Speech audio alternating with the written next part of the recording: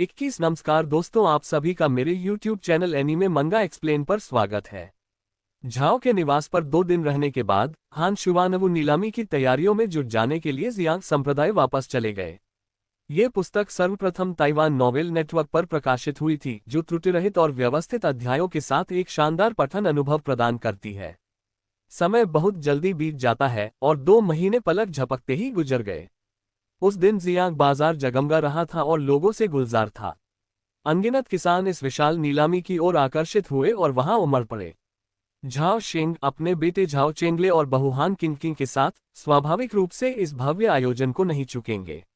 जब हान शुवानवु नीलामी हॉल में दाखिल हुई तो झाओ चेंगले और हान किनकिंग भी विभिन्न औषधि की दुकानों और आध्यात्मिक औषधि की दुकानों पर गए और कई तरह के आध्यात्मिक औषधि के बीज खरीदे।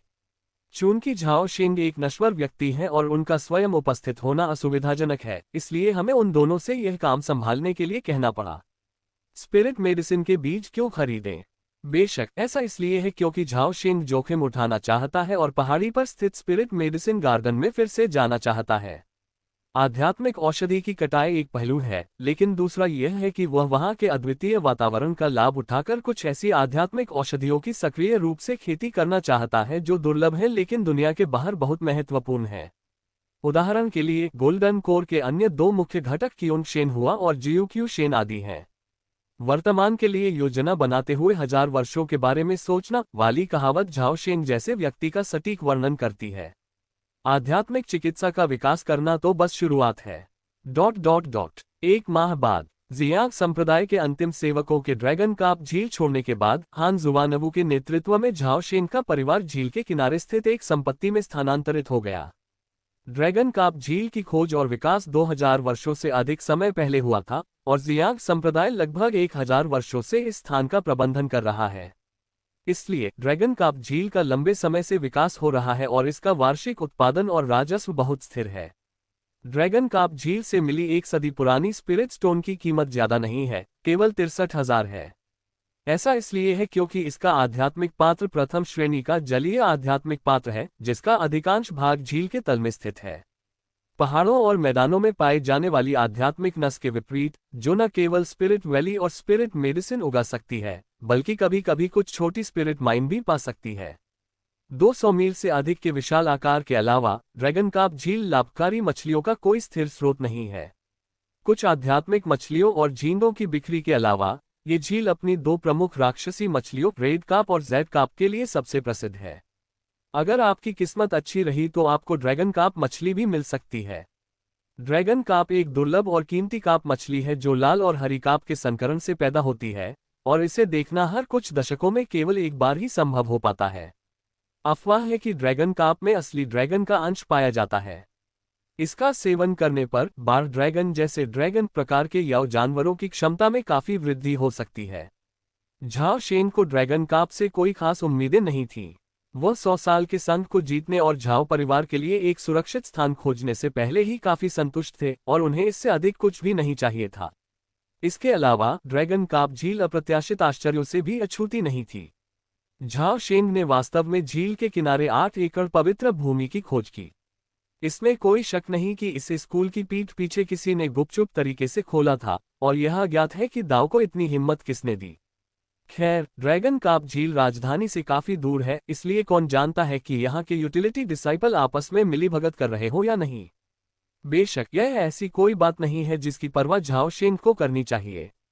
हालांकि 8 एकड़ आध्यात्मिक भूमि बड़ी नहीं है, लेकिन ये झाओ परिवार के लिए पर्याप्त है, जिसमें केवल कुछ ही सदस्य हैं।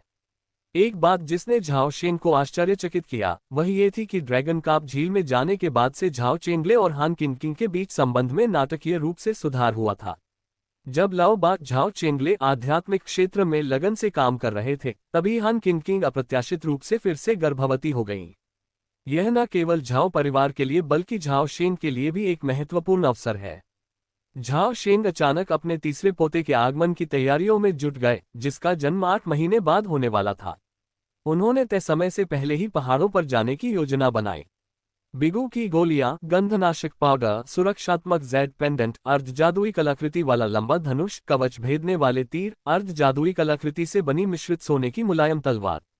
जैसे जैसे एक एक करके सामान खरीदा जाता गया, आखिरकार झाओ शेंग के पहाड़ों में जाने का दिन आ गया।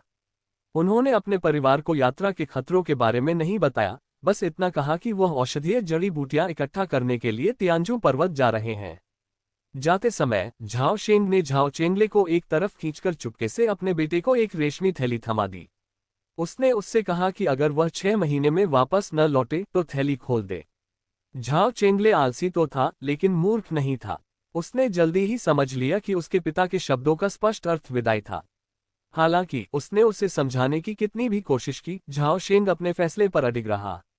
जल्द ही झाओ शेंग ने दृढ़ निश्चय के साथ अपने परिवार को अलविदा कहा और तियानजू पर्वत के लिए रवाना हो गए। 3 महीने बाद जब झाओ शेंग ड्रैगन काप झील पर दोबारा प्रकट हुआ तो उसने अपना एक हाथ खो दिया था और उसकी छाती और पेट गहरे हड्डियों तक गहरे घावों से ढके हुए थे, मानो उसे किसी भयानक राक्षस के पंजों से बार बार खरोंचा गया हो।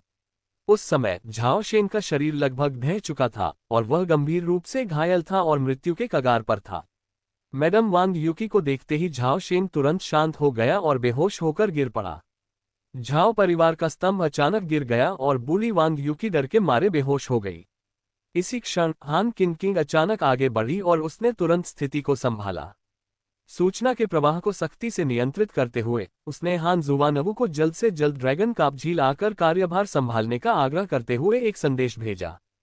हान शुवानवू ही एकमात्र ऐसी व्यक्ति नहीं थी जो झाओ शेंग को बचा सकती थी, बल्कि हान किंकिंग और झाओ चेंगले भी झाओ शेंग का सामान पैक करते समय आध्यात्मिक औषधियों से भरा एक थैला पाकर चौंक गए, जिसमें प्रत्येक पौधा कम से कम कई 100 साल पुराना था। अपनी प्रिय पुत्री से संदेश प्राप्त करते ही हान शुवानवू को स्थिति की गंभीरता का तुरंत एहसास हो गया। क्योंकि वह अपनी बेटी को बहुत अच्छी तरह से जानता है, इसलिए वह उसे कभी भी कोई संदेश या ताबीज नहीं भेजेगी जब तक कि वह कोई बेहद महत्वपूर्ण बात न हो। इसलिए हान शुवानवू ने तुरंत अपना एकांतवास समाप्त कर दिया, संप्रदाय से वानली युंडियाओ किराए पर लिया और मात्र आधे दिन में ड्रैगन काप झील पहुंच गए। सौभाग्य से वह जल्दी पहुंच गया और उसके पास उच्च श्रेणी की प्रथम स्तर की कायाकल्प करने वाली गोली थी, जिसने बाल बाल झाओ शेंग की जान बचाई। झाओ शेंग को अपनी चोटों से उबरने में पूरे 2 साल लग गए। हालांकि इस बार कीमत बहुत भारी पड़ी। उसने न केवल अपना एक हाथ खो दिया, बल्कि उसकी शक्ति भी घटकर केवल 60% रह गई और वह कभी ठीक नहीं हो सका। और भी बदतर। नाम झाओ जिकिन जाओ जिकिन। जीवनकाल 7999। क्षेत्र सहज सीमा दिव्यता की ओर एक कदम। शारीरिक बनावट 100 वर्ष के प्राणी के समान नश्वर स्तर, अबाबिल के समान हल्का नश्वर स्तर। प्रतिभाएं गतिशील दृष्टि मानव स्तर, अंतर्ज्ञान मानव स्तर। कौशल जगमगाती रोशनी वाली तलवार तकनीक, अभूतपूर्व जैद सागर ज्वार मैनुअल निपुण, क्लाउड ड्रैगन 9 रूपांतरण, अभूतपूर्व पवन पीछा तीर तकनीक निपुण, लौह शरीर प्रशीतन कौशल को तोड़ता है। उसने पहाड़ी पर स्थित स्पिरिट मेडिसिन गार्डन की यात्रा करने के लिए अपने जीवन के 20 साल खो दिए। हालांकि झाओ शेंग की राय में अंततः उन्हें इस सौदे से लाभ ही हुआ। वह हमेशा एक वाक्य को ध्यान में रखता था, जीवन की अवधि के बारे में बहस मत करो, बल्कि देखते हैं कि 10 जन्मों के बाद कौन श्रेष्ठ है। 100 जन्मों की पुस्तक के स्वामी के रूप में झाओ शेंग के पास निश्चित रूप से इस प्रकार की दीर्घकालिक दृष्टि है। इस घटना के बाद झाओ शेंग ने आपराधिक जीवन से सेवानिवृत्ति की घोषणा कर दी और तब से वह अपने पोते पोतियों के साथ समय बिताते हुए आराम का जीवन व्यतीत कर रहे हैं। 10 साल बाद झाओ परिवार के महल के भीतरी कमरों का वातावरण असामान्य रूप से तनावपूर्ण था और नौकर और नौकरानियां जोर से सांस लेने की भी हिम्मत नहीं कर रही थीं। दवाइयों की तेज गंध से भरे एक भीतरी कमरे के बाहर झाओ चेंगले, जिनके बाल सफेद होने लगे थे, आंगन में बेचैनी और चिंता से इधर उधर घूम रहे थे, ठीक वैसे ही जैसे झाओ शेंग 60 साल पहले घूमते थे। उनके पीछे 17-18 लोग खड़े थे, सभी झाओ शेंग के वंशज थे। इसी दिन उनके पोते का जन्म हुआ था। उसी दिन उनकी मां वांग यूकी पहले से ही अपनी मृत्युशैया पर थी। इस नाजुक घड़ी में उनके अपने पिता ने ही उनके पूरे परिवार को घर से निकाल दिया। ये तो बिल्कुल समझ से परे है। हम उम्र बढ़ने के साथ साथ वे और भी ज्यादा कमजोर होते जा रहे हैं। झाओ चेंगले जैसे जैसे इसके बारे में सोचने लगा, उसकी चिंता बढ़ती गई और उसका चेहरा गंभीर होता चला गया। लेकिन उसमें घर में जबरदस्ती घुसने की हिम्मत नहीं थी। मुझे डर नहीं लग रहा, बात यह है कि मैं सचमुच जीत नहीं सकता। पिताजी की लगभग 90 वर्ष की आयु को देखकर भ्रमित मत होइए। 2 साल पहले जब से उन्होंने अपनी 3 महान मार्शल आर्ट तकनीकें बनाई हैं, तब से वे आसानी से ची रिफाइनिंग के चौथे स्तर पर किसी को भी हरा सकते हैं। कृपया पढ़ना जारी रखें और इसे अपने पसंदीदा में जोड़ें। बस कुछ और बार पढ़ने से यह ट्रायल रिकमेंडेशन लिस्ट में शामिल हो जाएगा। प्रिय पाठकों, मैं आप सभी से निवेदन करता हूं कि मुझे आध्यात्मिक उत्थान के मार्ग पर पहला कदम उठाने में मदद करें। कृपया जिस तरह झाओ चेंगले चिंतित और बेचैन महसूस कर रही थी, कमरे के अंदर का माहौल उतना उदास नहीं था जितना उसने कल्पना की थी। झाओ शेंग बिस्तर के किनारे पर बैठे थे, अपनी पत्नी वांग यूकी का हाथ पकड़े हुए थे और उन्होंने अपनी शादी के बाद से 70 वर्षों में घटी छोटी छोटी बातों के बारे में स्नेहपूर्वक बात की। वांग यूकी बेहद दुबली पतली थी और उसका चेहरा उम्र के भयानक धब्बों से ढका हुआ था। वह पहले ही कोमा में जा चुकी थी और अपने पति की बातें सुन नहीं पा रही थी। हालांकि झाओ शेंग दुख से अप्रभावित प्रतीत हो रहा था और उसने शांत और सधे हुए ढंग से अपनी कहानी जारी रखी। कुछ समय बाद वांग यूकी का हाथ अचानक थोड़ा सा फड़फड़ाया, उसकी पलकें कुछ बार फड़फड़ाईं और उसने धीरे धीरे अपनी आंखें खोली जो सफेद धब्बों से ढकी हुई थीं। उसकी आंखें बेजान थीं, उसकी निगाहें दिशाहीन और खाली थीं और वह कुछ हद तक घबराई हुई लग रही थी। लेकिन अपने पति के मुरझाए हुए बुरे हाथों को छूते ही वांग यूकी तुरंत शांत हो गई और उसके चेहरे पर राहत भरी मुस्कान आ गई। भाई किन, मैं आखिरकार आपसे पहले मर गई। कितना अच्छा लगा, उसने धीमी और कमजोर आवाज में कहा। उसकी आवाज लगभग सुनाई नहीं दे रही थी। हाँ, अब से मैं अकेले ही रहूंगी। मुझे पता है कि तुम्हें अकेले रहने से डर लगता है, दाओ। झाओ शेंग ने धीरे से उसके कान में फुसफुसाया। भाई किन, आप मुझे हमेशा सबसे अच्छे से समझेंगे। क्या आपको याद है कि हम पहली बार कैसे मिले थे? झाओ शेंग ने हाथ बढ़ाकर अपनी पत्नी के चारों ओर कंबल लपेट दिया और धीरे से हंसते हुए कहा, मैं कैसे भूल सकता हूँ। मैंने तुम्हें और यू यान को लुभाने के लिए इत्र का इस्तेमाल किया था। तुम्हारा ध्यान आकर्षित करने के लिए मैंने उस समय वीणा पर ऊंचे पहाड़ और बहता पानी नामक एक धुन भी बजाई थी। मुझे पता था कि तुम्हारे कुछ छिपे हुए इरादे हैं, दाओ। मैं उस समय जवान और भोला था, इसीलिए तुम मुझे आसानी से धोखा दे सके। आपको इसका पछतावा है? कोई पछतावा नहीं, कभी पछतावा नहीं। बोलने के बाद वांग यूकी का चेहरा अचानक असामान्य रूप से गुलाबी हो गया और उसकी आवाज फिर से साफ हो गई। झाओ शेंग का दिल कस गया और उसने अनजाने में ही अपनी पत्नी का हाथ कसकर पकड़ लिया। वह जानता था कि मृत्यु से पहले दाओ ऊर्जा के अंतिम विस्फोट का अनुभव कर रहा था। वांग यूकी ने अचानक अपना सिर घुमाया और एक असामान्य रूप से तरस भरी नजर से झाओ शेंग की ओर देखा, आशा जताते हुए बोली, भाई किन, मैं आपसे वह प्रेम कविता फिर से सुनना चाहती हूँ जो आपने मुझे उस समय दी थी। इस क्षण झाओ शेंग की आंखों में आंसू भर आए, उनकी आवाज थोड़ी कांप उठी और उन्होंने धीरे से कहा, बादल आकृतियां बुनते हैं, तारे दुख व्यक्त करते हैं, आकाशगंगा विशाल और शांत रूप से फैली हुई है। शरद ऋतु की सुनहरी हवा और ओस की बूंदों में एक मुलाकात नश्वर संसार में अनगिनत मुलाकातों से कहीं बढ़कर है। झाओ शेंग द्वारा प्रेम कविता का पाठ समाप्त करने के बाद वांग यूकी की मानो अंतिम इच्छा पूरी हो गई हो। उसका चेहरा एकदम पीला पड़ गया, उसकी सांसें लगभग रुक गईं और चेतना का एक अंश ही शेष रह गया। भाई किन, मुझे अचानक घर की याद आ रही है। मुझे अपने दादा दादी, माता पिता और बहन युयान की याद आ रही है। मैं वापस जाना चाहती हूँ। इससे पहले कि वह घर शब्द बोल पाती, उसने अचानक और असहाय रूप से अपने पति के दाहिने हाथ पर अपनी पकड़ छोड़ दी और उस क्षण से उसने हमेशा के लिए सांस लेना बंद कर दिया। अपनी पत्नी को मरते देख झाओ शेंग की आंखों में तुरंत आंसू भर आए और उसकी दृष्टि धुंधली हो गई। उस क्षण उसकी आंखों से आंसू बहने लगे। जैसे ही झाओ शेंग निराश होकर घर से बाहर निकला, झाओ के घर में रोने की आवाजें गूंजने लगीं। 1 महीने बाद झाओ शेंग अपने बेटे झाओ चेंगले और पोते झाओ जुवानहान के साथ अपनी पत्नी की अस्थियों को ले जा रही एक घोड़ागाड़ी में सवार हुए। फिर जन्मजात कोचवान द्वारा चलाई जा रही गाड़ी धीरे धीरे चलने लगी और 4000 ली से अधिक दूर स्थित लियांग राज्य के गांजोउ की ओर बढ़ने लगी। ... जैसे ही सर्दी से वसंत ऋतु में परिवर्तन हुआ, वसंत ऋतु के तीसरे महीने में नानयांग शहर में आड़ू के पेड़ों पर लगे आड़ू के फूल अचानक रातों रात खिल गए। हवा फूलों की सुगंध से भरी हुई है और पंखुड़ियां बहुतायत में गिर रही हैं। जिस दिन नानयांग के लोग पीच ब्लॉसम फेस्टिवल मना रहे थे, उसी दिन एक जर्जर गाड़ी एक पुराने महल के सामने आकर रुक गई। जैसे ही झाओ शेंग रथ से उतरे, चाकू और तलवार लिए 7-8 आदमियों ने अचानक उन्हें घेर लिया और चिल्लाते हुए कहा, तुम चाहे जहां से भी आए हो, यहां से निकल जाओ। झाओ परिवार आज मेहमानों का स्वागत नहीं कर रहा है। तुम्हारी हिम्मत कैसे हुई? कोचवान झाओ एर ने झाओ शेंग से सब कुछ सीखा था और वह बूढ़े गुरु झाओ को देवता के समान पूजता था।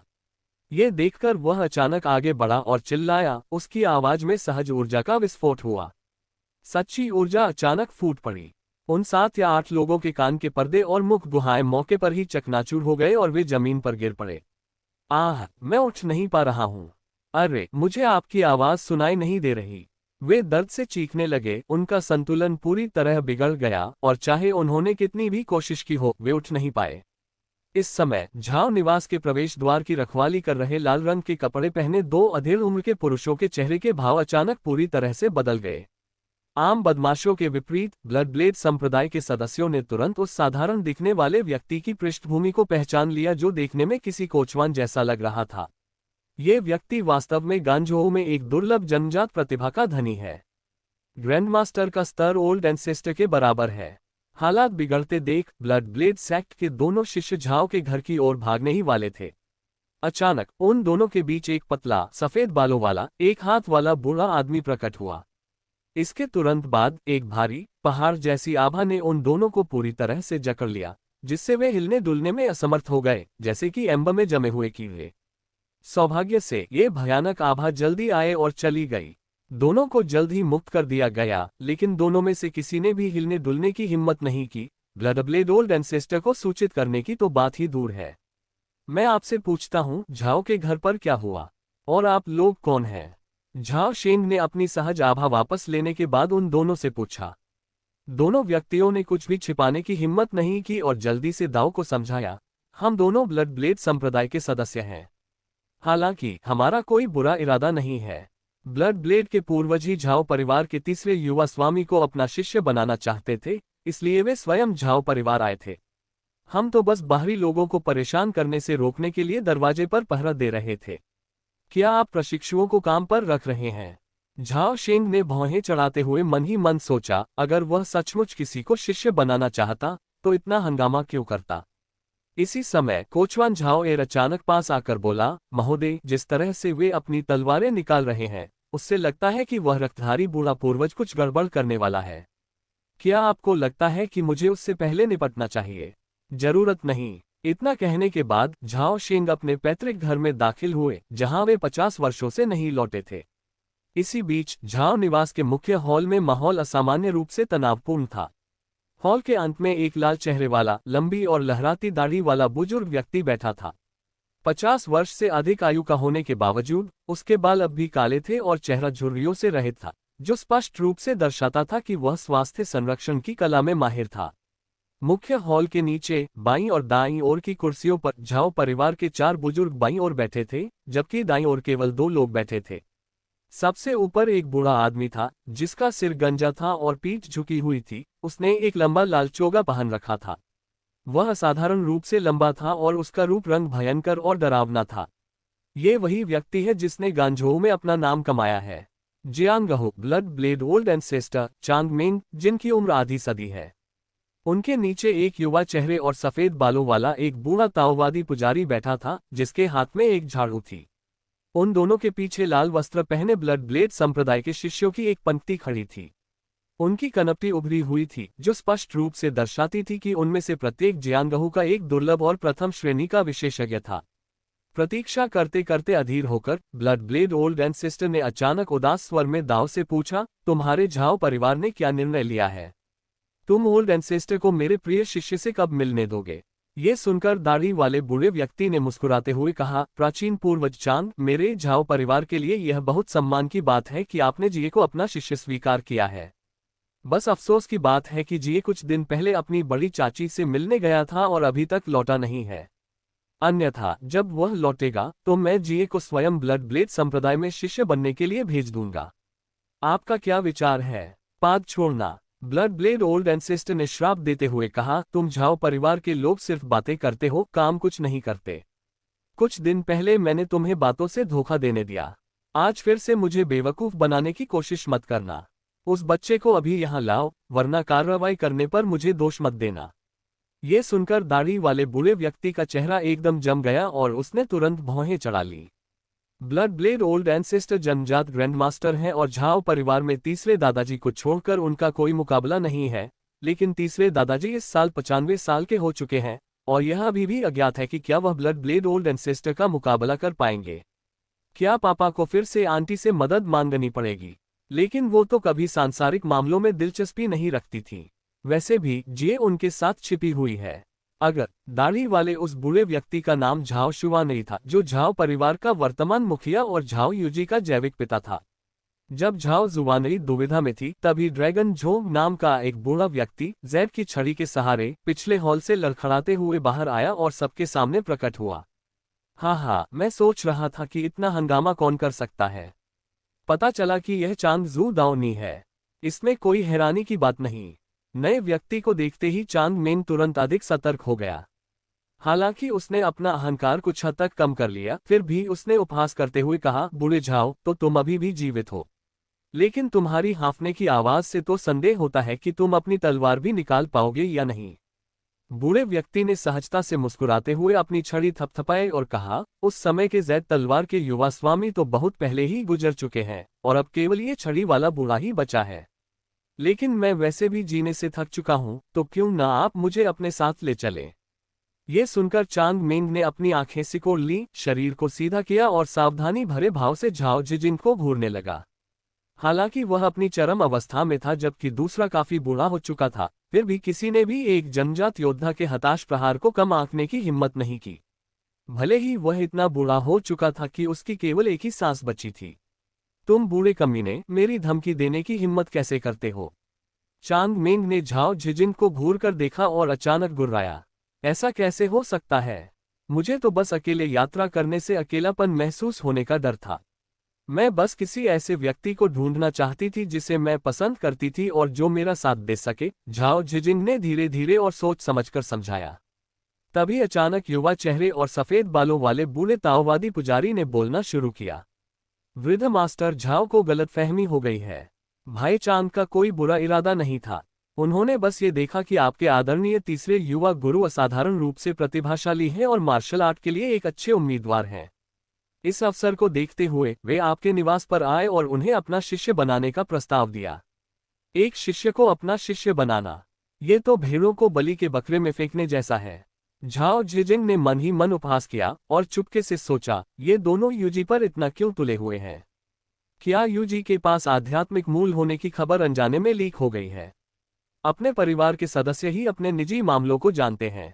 लोगों को अपने साथ नीचे गिराने की लगातार बातें करने के बावजूद वह वास्तव में ऐसा नहीं कर सकता। 2 साल पहले ही उसने जन्मजात सूट पहने हुए अपना संयम खो दिया था। उसकी सच्ची ऊर्जा भी पूरी तरह से ध्वस्त हो गई थी। लेकिन कहावत तो यही है कि बूढ़ा शेर कभी नहीं गिरता।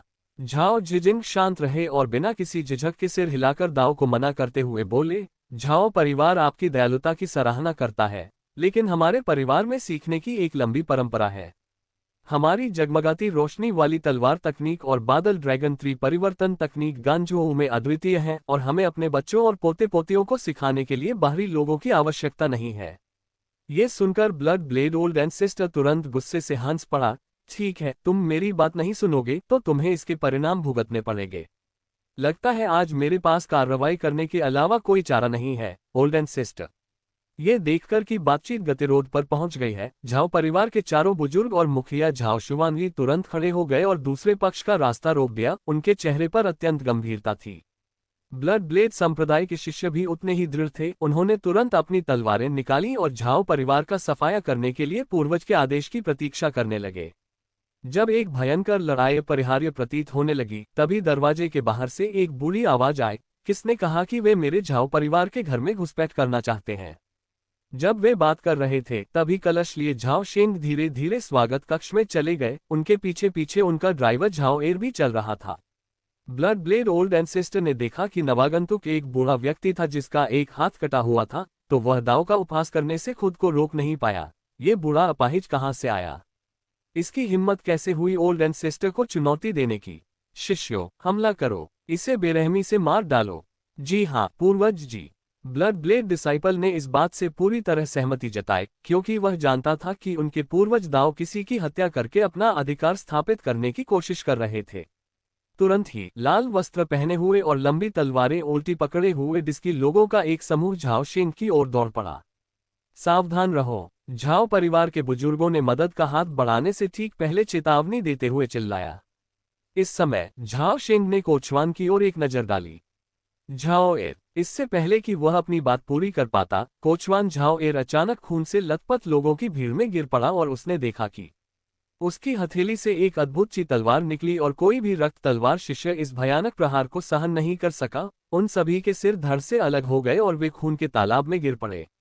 जन्मजात ग्रैंड मास्टर ज़ेड टाइड मैनुअल चांग मेंग और झाओ जुआनई दोनों ने लगभग एक साथ दाओ चिल्लाया। इस समय ब्लड ब्लेड ओल्ड एंसेस्टर चांग मेंग को ऐसा लगा जैसे उन्होंने अभी अभी करेला खाया हो। उनका मुंह बेहद कड़वा हो गया था और वे पूरी तरह से हैरान थे।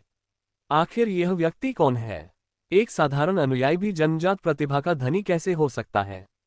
मार्शल एंसेस्टर झाओ झिजिंग ने कुछ कदम दूर खड़े एक हाथ वाले बूढ़े व्यक्ति को ध्यान से देखा। उसे ऐसा लगा जैसे वह उसे बहुत अच्छी तरह से जानता हो, मानो उसने उसे पहले कहीं देखा हो।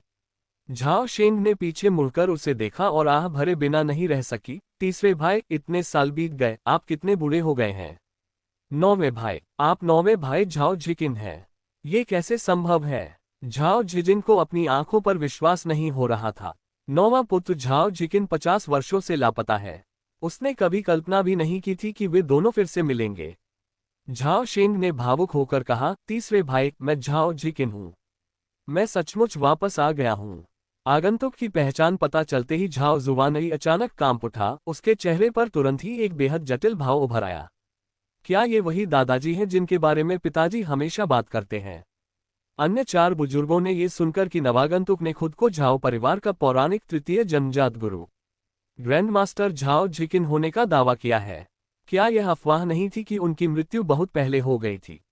अब झाओ परिवार के बुजुर्ग पूरी तरह से हैरान थे और मामले की सच्चाई का पता नहीं लगा पा रहे थे। नौवें भाई, इतने सालों तक आप कहाँ थे? कुछ साल पहले वापस क्यों नहीं आए? सब मर गए, सारे बड़े बुजुर्ग और भाई मर गए। चेंग गोंग और चेंग ली जैसी युवा पीढ़ी भी मर गई। अब मैं ही अकेला बचा हूं जो जिंदा है। आप पहले वापस क्यों नहीं आए? अंत में झाओ झिजिन खुद को आंसू बहाने से नहीं रोक सका। उसका चेहरा दुख और निराशा से भरा हुआ था। झाओ शेंग स्पष्ट रूप से स्तब्ध रह गया था। उसने अभी अभी एक ऐसा नाम सुना था जिसे वह बिल्कुल भी सुनना नहीं चाहता था। चेंग गोंग, उनके सबसे बड़े बेटे का पहले ही देहांत हो चुका था। अंततः उन्होंने झाओ परिवार में लौटने का फैसला किया। अपने बच्चों से अधिक समय तक जीवित रहने वाले माता पिता का दुख दुनिया की सबसे बड़ी त्रासदी है। इससे भी ज्यादा दुख की बात यह है कि जब उनके बेटे का निधन हुआ तो पिता ने न केवल उसे आखिरी बार नहीं देखा, बल्कि उन्हें यह भी नहीं पता था कि उसकी मृत्यु कब हुई। झाओ शेंग निश्चित रूप से एक योग्य पिता नहीं है। एक बार उन्होंने स्वयं अपने 7 सगे बच्चों को गाड़ी में बिठाकर भेजा था और अंत में उन्होंने असहाय होकर देखा कि वे सभी अज्ञात गंतव्यों की ओर रवाना हो गए। इस समय झाओ शेंग को बेहद कड़वाहट महसूस हुई। उसे लगा था कि वह काफी समझदार है, लेकिन वह गलत था। तभी ब्लड ब्लेड ओल्ड एंसेस्टर अचानक खड़े हो गए और सावधानीपूर्वक दाव से कहा, ठीक है, मुझे कुछ काम है, इसलिए मैं अब चलता हूँ। कितना शोर है? चांग मेंग के अचानक हस्तक्षेप से झाओ शेंग के विचारों में खलल पड़ गया और उसके दिल में एक अकथनीय क्रोध उत्पन्न हो गया। कितना शोर है? झाओ शेंग के कपड़े अचानक बिना हवा के हिलने लगे और जन्मजात परम मार्शल आर्टिस्ट की शक्तिशाली आभा अचानक फूट पड़ी, जिससे पूरा स्वागत कक्ष एक उग्र समुद्र की तरह पल भर में डूब गया। उस क्षण मानो हवा भी जम गई हो। सबसे पहले जिस बूढ़े पूर्वज पर हमला हुआ, उसकी आंखें अचानक बाहर निकल आईं। उसे ऐसा महसूस हुआ जैसे उसके सामने सब कुछ खून से लाल हो गया हो और एक अंतहीन हत्या का इरादा उसकी ओर बढ़ रहा हो। एक पल के लिए उसे लगा कि उसके हाथ और पैर ठंडे और अकड़े हुए हैं। उसकी गर्दन में सिहरन दौड़ गई और उसे खून की गंध महसूस हुई। अगले ही पल चांग मेंग को अचानक चक्कर आने लगे और उसकी दृष्टि अचानक बहुत ऊपर तक फैल गई, लेकिन फिर तुरंत नीचे आ गई। अंत में उसने एक सिरकटी लाश देखी जिसने एक लंबा लाल चोला पहना हुआ था। वह जानी पहचानी लग रही है। कौन हो सकती है? ऐसा लगता है कि वह। अगले ही पल वह असीम अंधकार में डूब गया, लेकिन जब उसके पास चेतना का एक छोटा सा अंश ही बचा था तो चांग मेंग को अचानक याद आया, लगता है यह मैं ही हूँ। हालांकि भीड़ ने बस इतना ही देखा कि जैसे ही शोरगुल शब्द बोला गया, ब्लड ब्लेड ओल्ड एंसेस्टर का सिर अचानक और बिना किसी चेतावनी के उसकी गर्दन से अलग होकर गिर गया। हालांकि कुछ लोगों ने झाओ शेंग द्वारा की गई पूरी कार्रवाई की प्रक्रिया को देखा। ये व्यक्ति चांग मेंग का पुराना दाववादी था। उसने अपनी आंखों से देखा कि एक हाथ वाले बूढ़े व्यक्ति की आस्तीन से एक अविश्वसनीय रूप से तेज नीली रोशनी निकली, जिसने पलक झपकते ही ब्लड ब्लेड ओल्ड एंसेस्टर की गर्दन को तरबूज काटने जितनी आसानी से काट दिया। इसके अलावा उन्हें आध्यात्मिक ऊर्जा में किसी प्रकार का उतार चढ़ाव महसूस नहीं हुआ। लेकिन यही बात इसे और भी भयावह बना देती है। वरिष्ठ, मेरी जान बख्श दीजिए। बूढ़ा ताओवादी अचानक धड़ाम से घुटनों के बल बैठ गया और झाओ शेंग के सामने बार बार झुककर दया की भीख मांगने लगा। जब झाओ परिवार ने देखा कि पूर्वज के साथ इतनी आसानी से व्यवहार किया गया, तो वे अत्यधिक प्रसन्न हुए और झाओ शेंग को श्रद्धा और स्नेह की दृष्टि से देखने लगे। इस समय झाओ शेंग का गुस्सा तुरंत शांत हो गया। उसका चेहरा शांत था, मानो उसने अभी अभी कोई मामूली काम किया हो। दरअसल यह मामला जिक्र करने लायक भी नहीं है। पिछले कई वर्षों में झाओ शेंग ने 2 दर्जन से अधिक ची शोधन साधकों को मार डाला है। एक साधारण जन्मजात साधक की तो बात ही छोड़िए, ग्रैंड मास्टर होना कोई गर्व की बात नहीं है। झाओ शेंग ने उस बूढ़े दाओवादी की बात अनसुनी कर दी और इसके बजाय झाओ झिजिंग की ओर देखा। झाओ झिजिंग ने खांसते हुए बूढ़े ताओवादी पुजारी से कहा, सब कुछ कबूल कर लो और तुम जीवित रहोगे। अगर तुमने कुछ भी छिपाया तो मैं तुम्हें मरने की इच्छा करवा दूंगा। ये देखकर बूढ़ा व्यक्ति अत्यंत प्रसन्न हुआ और उसने तुरंत पूरी कहानी बता दी। पता चला कि 3 महीने पहले लियांग साम्राज्य के ब्लैक आइस गार्ड ने अचानक एक गुप्त मिशन जारी किया। मिशन था झाओ परिवार के तीसरे युवा स्वामी झाओ यूजी को लियांग साम्राज्य की राजधानी किनफेंग शहर में आमंत्रित करना। ब्लड ब्लेड ओल्ड एंसेस्टर के नाम से मशहूर चांग मेंगमिंग न केवल जियांगहू में एक बड़ा नाम है, बल्कि गुप्त रूप से ब्लैक आइस स्टेशन के लिए एक शीर्ष अतिथि बुजुर्ग भी है। वह इस मिशन के उच्च पुरस्कार से आकर्षित हुआ, इसलिए उसने इसे पहले अपने हाथ में लिया। हालांकि चांग मेन के नानयांग शहर पहुंचने के बाद उसे झाओ यूजी का कोई सुराग नहीं मिला, इसलिए उसने झाओ यूजी को खोजने की कोशिश करने के लिए एक शिष्य लेने का बहाना बनाया। उद्धरण चिन्ह ... तो हम आपके आदरणीय तीसरे युवा स्वामी से किनफेंग शहर की यात्रा करने का अनुरोध करना चाहते हैं। हमारा वास्तव में कोई दुर्भावना नहीं है। हम आपसे विनती करते हैं, वरिष्ठ, कि आप शियाओ दाओ के जीवन को बख्श दें। बूढ़े दाओवादी ने अपनी बात समाप्त की और गिलगिलाते हुए झाओ शेंग की ओर देखा। जब झाओ झिजिंग को पूरी कहानी समझ में आई तो उनके चेहरे पर अनिश्चितता के भाव थे, मानो उन्हें कोई कठिन निर्णय लेना हो। झाओ शुवानई और चारों बुजुर्गों का चेहरा अचानक ऐसा लग रहा था मानो उन्हें अभी अभी कुछ एहसास हुआ हो। अच्छा, ऐसा है। लगता है डोंगलिंग के ड्यूक की मंशा अब भी कुछ बुरी है। हमारे झाओ परिवार ने बार बार उनका प्रस्ताव ठुकरा दिया है, फिर भी वो यूजी को जबरदस्ती परिवार में शादी करने के लिए मजबूर करना चाहते हैं। ये बिल्कुल समझ से परे है, कबीले के एक बुजुर्ग ने आक्रोश से कहा। हालांकि झाओ जुआनई के चेहरे पर कड़वी मुस्कान थी। ड्यूक डोंगलिंग लियांग साम्राज्य के शाही परिवार लियांग परिवार की एक समानांतर शाखा के सदस्य थे और लियांग परिवार एक फाउंडेशन एस्टेब्लिशमेंट अमर साधना परिवार था। ड्यूक डोंगलिंग के इतने दृढ़ रहने का कारण शायद केवल दामाद की तलाश करना नहीं था, बल्कि अधिक संभावना ये थी कि वह एयर का उपयोग संतानोत्पत्ति के साधन के रूप में कर रहा था। कबीले के बुजुर्गों को अंदर की कहानी की जानकारी नहीं थी, इसलिए वे डोंगलिंगोन की पागलपन भरी हरकतों को समझ नहीं पाए। ये जानना महत्वपूर्ण है कि दाओवादी साधकों के सभी वंशज आध्यात्मिक जड़ों से युक्त नहीं होते, अधिकतर वे नश्वर होते हैं। इसके अलावा आध्यात्मिक जड़ों वाले लोगों की जन्म दर प्रत्येक पीढ़ी के साथ तेजी से घटती जाती है। यदि लगातार 5 पीढ़ियों तक किसी भी संतान में आध्यात्मिक जड़ नहीं होती है, तो इसका अर्थ है कि भविष्य में भी आध्यात्मिक जड़ वाली कोई संतान जन्म नहीं लेगी। डोंगलिंग परिवार इस समय इस बेहद कठिन परिस्थिति का सामना कर रहा है। इस समय तक झाओ झिजिंग अपना फैसला कर चुका था। उसने दाओ को निर्देश दिया, जुवान योंग और जुवान शिन, तुम दोनों इस आदमी को ले जाओ और उससे दोबारा विस्तार से पूछताछ करो ताकि पता चल सके कि कहीं कोई बात छूट तो नहीं गई। जुवान हुआ और जुवान वेई, तुम दोनों कुछ आदमियों को लेकर इस जगह की सफाई करो। जी हाँ, तीसरे चाचा। झाओ परिवार के चारों बुजुर्गों ने तुरंत झुककर सहमति व्यक्त की। झाओ झिजिंग के बोलने के बाद उन्होंने झाओ शेन की ओर मुड़कर दाओ को आमंत्रित किया, नौवे भाई, क्या हम भाई बातचीत के लिए आंतरिक अध्ययन कक्ष में चलें? झाओ शेन ने गंभीर भाव से सिर हिलाया। इसके बाद झाओ झिजिंग ने झाओ शुवानई की ओर देखकर कहा, शुवानई, तुम्हें भी आना चाहिए। तुमने इतने सालों तक बहुत मेहनत की है। ... 2 घंटे बाद जब झाओ शेंग ने झाओ परिवार द्वारा वर्षों से झेली गई कठिनाइयों और परेशानियों के बारे में सुना तो उसे दुख और भावना दोनों का अनुभव हुआ। अपने परिवार की खातिर झाओ परिवार को भारी नुकसान उठाना पड़ा। झाओ शेंग के परिवार के बिखरने और भाग जाने के बाद परिवार के तत्कालीन मुखिया झाओ हैक्सिंग ने अचानक सच्चाई जानने वाले सभी लोगों को मार डाला और फिर अपने कुलवासियों को तितर बितर होकर छिपने का आदेश दिया। अंत में उसने आत्महत्या कर ली, जो वास्तव में एक वीरतापूर्ण मृत्यु थी। ठीक एक दिन बाद झोउ परिवार ने वास्तव में उनका पता लगा लिया, लेकिन वे सभी जो जानते थे, वे सभी जो झाओ शेंग के परिवार के भागने के बारे में जानते थे, मर चुके हैं। कोई सुराग न मिलने पर झोउ परिवार बौखला गया और झाओ परिवार के घर में अंधाधुंध हत्याएं करने लगा। झोउ परिवार के चले जाने के बाद अपनी धार्मिकता और शालीनता के लिए प्रसिद्ध झाओ परिवार की तीसरी शाखा को भारी नुकसान उठाना पड़ा, जिसमें उसके अधिकांश प्रत्यक्ष वंशज मारे गए।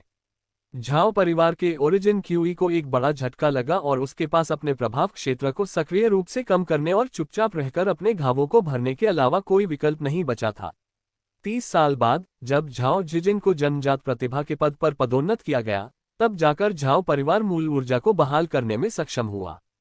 पिछले कई दशकों में केवल झाओ शेंग के सबसे बड़े बेटे झाओ चेंगगो भी 10 साल बाद अपनी पत्नी और बच्चों के साथ झाओ परिवार में वापस लौटे।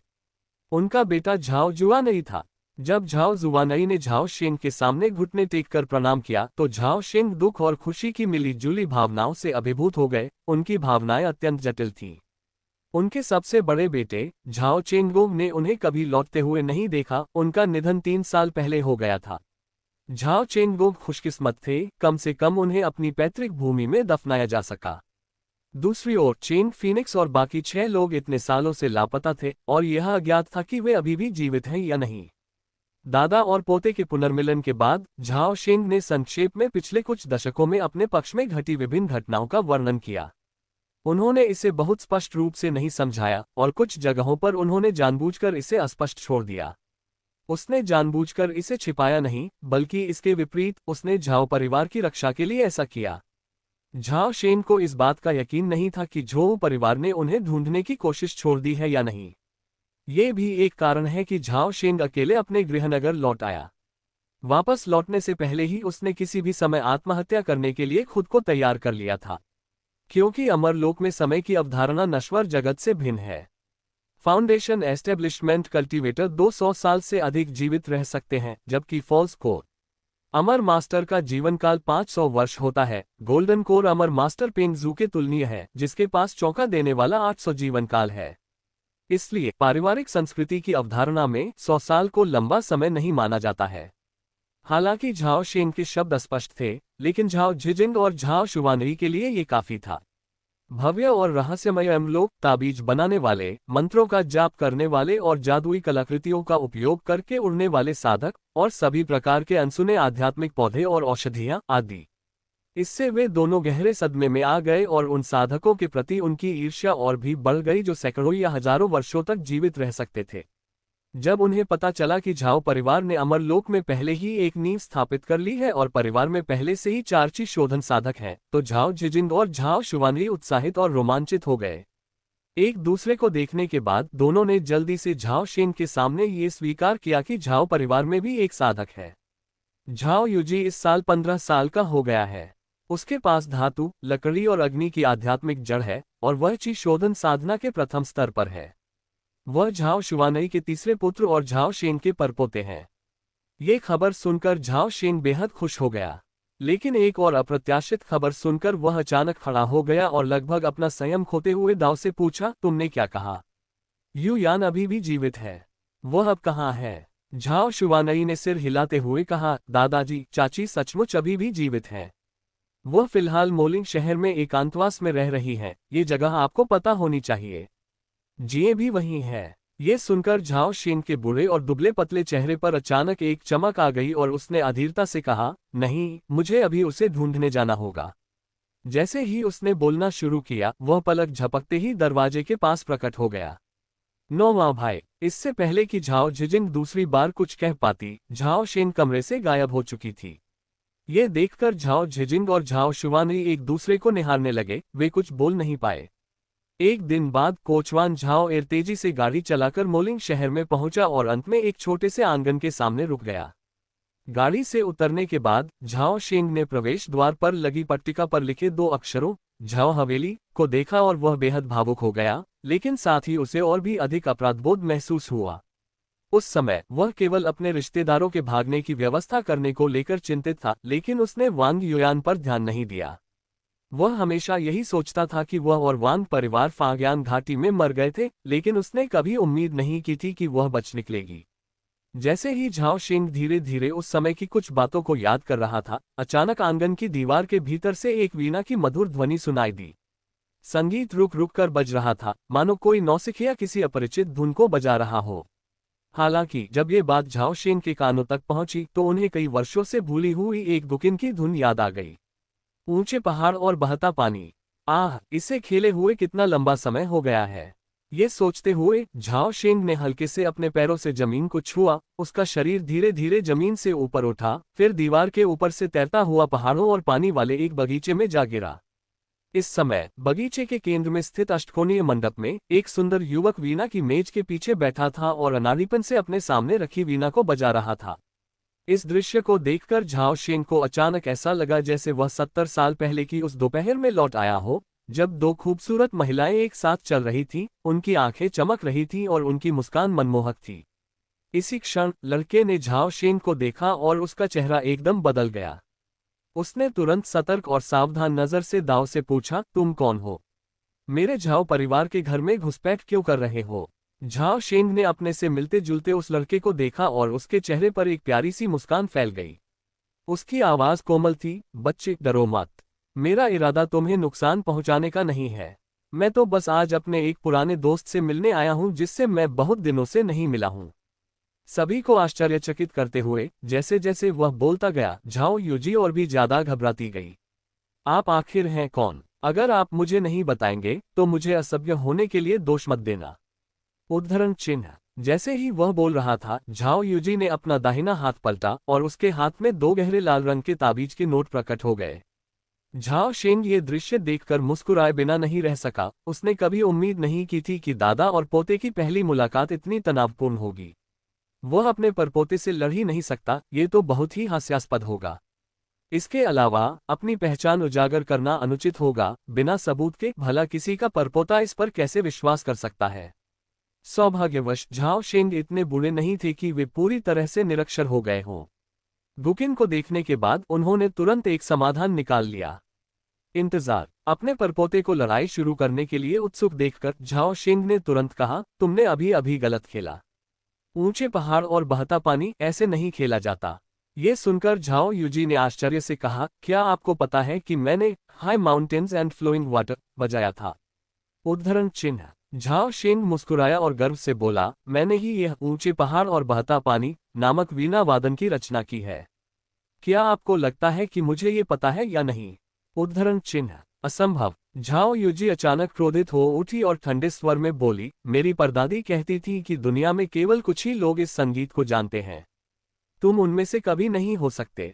ये सुनकर झाओ शेंग ने शरारती मुस्कान के साथ कहा, यह असंभव क्यों है? लोग झूठ बोल सकते हैं लेकिन संगीत नहीं। आओ इस बूढ़े से सीखो कि संगीत में आत्मीय साथी ढूंढने का क्या मतलब होता है। बोलते समय झाओ शेंग ने अपना दाहिना हाथ आगे बढ़ाया। उसकी पांचों उंगलियां मुड़ी हुई थीं और नीचे की ओर दबी हुई थीं, जिससे बैंगनी नीले रंग की 5 सहज ऊर्जा प्रकट हुई। उंगलियों से सच्ची ऊर्जा का प्रवाह फूट पड़ा और तुरंत 2 झांक दूर स्थित एक वाद्य यंत्र के तारों से जुड़ गया। जैसे ही झाओ शेंग की पांचों उंगलियां लगातार हवा में दबाती और छेड़ती रहीं, गुकिन के तार लगातार बजते रहे। तभी एक सच्चे चिडायल से दाव दाव का सुंदर और अलौकिक संगीत उभरा, जो बगीचे से आसपास के आंगनों में तेजी से फैल गया। जब झाओ शेंग वीणा बजाते हैं तो उसकी ध्वनि कभी राजसी और बुलंद होती है, जिसमें एक ऊंचे पहाड़ की तरह प्राकृतिक लय और ताल होती है, और कभी कोमल और मधुर होती है, बहते पानी की तरह कोमल जिसमें अनंत अर्थ छिपे होते हैं। उस परिचित धुन को सुनते ही झाओ यूजी जम गया। उसका मन संदेह से भर गया। यह एक हाथ वाला बूढ़ा कौन है? क्या ये कोई हो सकता है? उद्धरण चिन्ह। क्लैंग। हालांकि प्रस्तुति के बीच में ही अचानक तार उलझ गए, जिससे एक तीखी आवाज निकली। सब कुछ अचानक समाप्त हो गया। झाओ शेंग जम गया। उसने धीरे से अपना सिर घुमाकर बगीचे के कोने वाले द्वार की ओर देखा, जहां सफेद बालों से भरी एक कमजोर बूढ़ी महिला खड़ी थी। 50 वर्षों के संघर्ष और कठिनाइयों का दौर बीत चुका है, और यद्यपि समय के साथ महिला की सुंदरता फीकी पड़ गई है, फिर भी झाओ शेंग ने नवागंतुक को एक नज़र में पहचान लिया। दोनों काफी देर तक एक दूसरे को देखते रहे, जब तक कि झाओ शेंग का उत्साहित दिल धीरे धीरे शांत नहीं हो गया।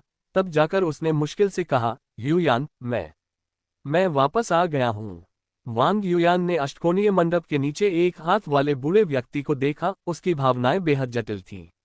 50 साल बहुत लंबा समय होता है, जो बहुत सारी उम्मीदों और जुनून को खत्म कर देता है। उसने सोचा था कि वह अपनी भावनाओं पर काबू नहीं रख पाएगी, लेकिन जब दोनों वास्तव में फिर से मिले तो वांग युयान ने खुद को असामान्य रूप से शांत पाया, जैसे कोई पत्नी जो दशकों से अकेली रह रही हो, अचानक अपने लंबे समय से बिछड़े पति को देखकर यह महसूस कर रही हो कि वे अभी भी कितने परिचित हैं।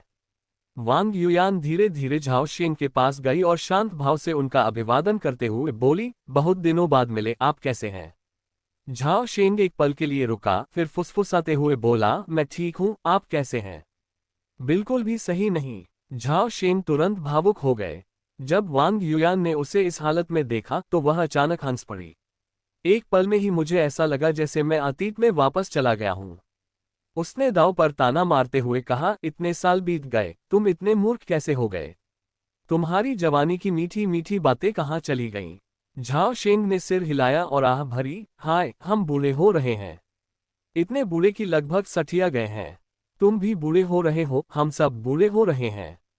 वांग युयान ने कोई जवाब नहीं दिया, बल्कि विषय बदलते हुए दाव से पूछा, युकी कैसी है?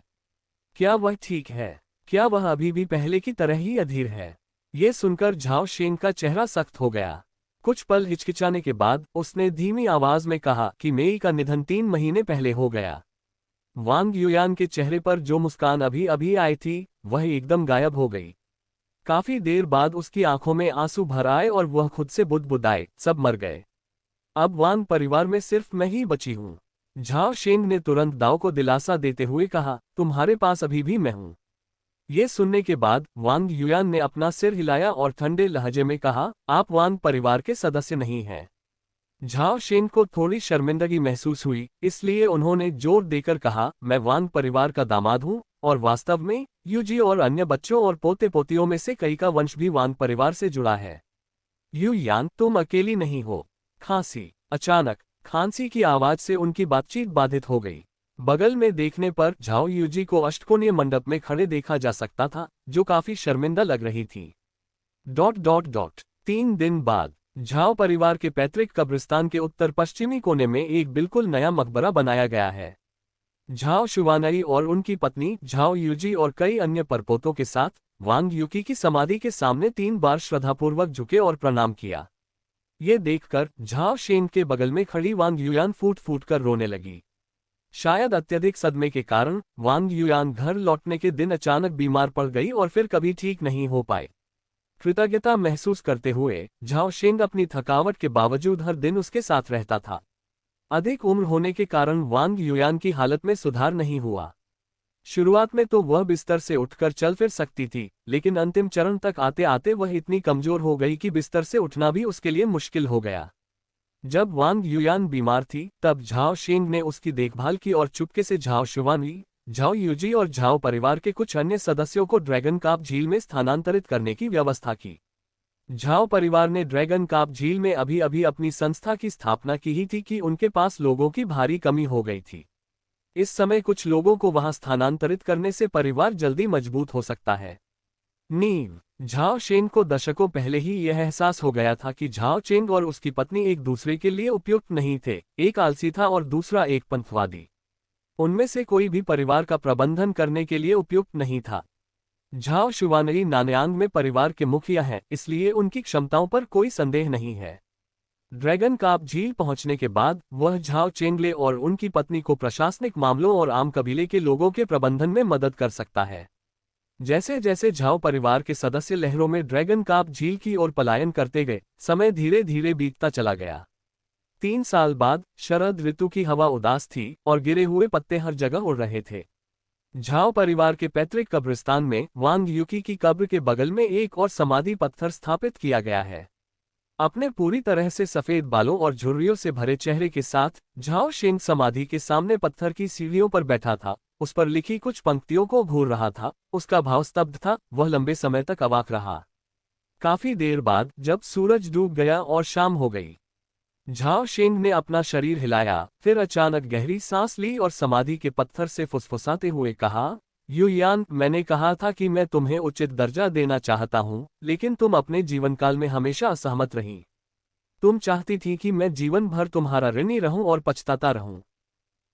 मैंने एक बार चिमेई के लिए प्रेम कविता लिखी थी। अब मैं तुम्हें भी एक कविता देता हूं, ताकि जब तुम चिमेई से मिलो तो मेरे अन्याय करने की शिकायत न करो। शरद ऋतु की हवा ने पत्थर की शिला पर गिरे सूखे पत्तों को उड़ा दिया, जिससे उस पर लिखी कुछ पंक्तियां दिखाई देने लगीं। इस दुनिया में प्यार आखिर है क्या जो लोगों को इसके लिए मरने को तैयार कर देता है। उत्तर और दक्षिण के पार उड़ान भरते हुए उनके पुराने पंखों ने कई सर्दियों और गर्मियों का सामना किया है। आनंद सुख है, बिछड़ना पीड़ादायक है, और उनमें मूर्ख प्रेमी भी शामिल हैं। आपको कुछ कहना चाहिए। 10,000 मील तक फैले बादलों की परतों के पार, शाम की बर्फ से ढके हजारों पहाड़ों के बीच, एक अकेला व्यक्ति भटक रहा है। वह किसकी ओर रुख करता है? जैसे जैसे सूरज धीरे धीरे डूबता है, शरद ऋतु की ठंडी हवा बार बार समाधि पर खुदे हुए शिलालेखों को सहलाती है। झाओ शेंग अपने दुर्बल और वृद्ध शरीर को सहारा देते हुए झुके हुए शरीर के साथ पत्थर की सीढ़ियों से उठे और लड़खड़ाते हुए दूर चले गए। नाम: झाओ शेंग। जीवनकाल: 9399।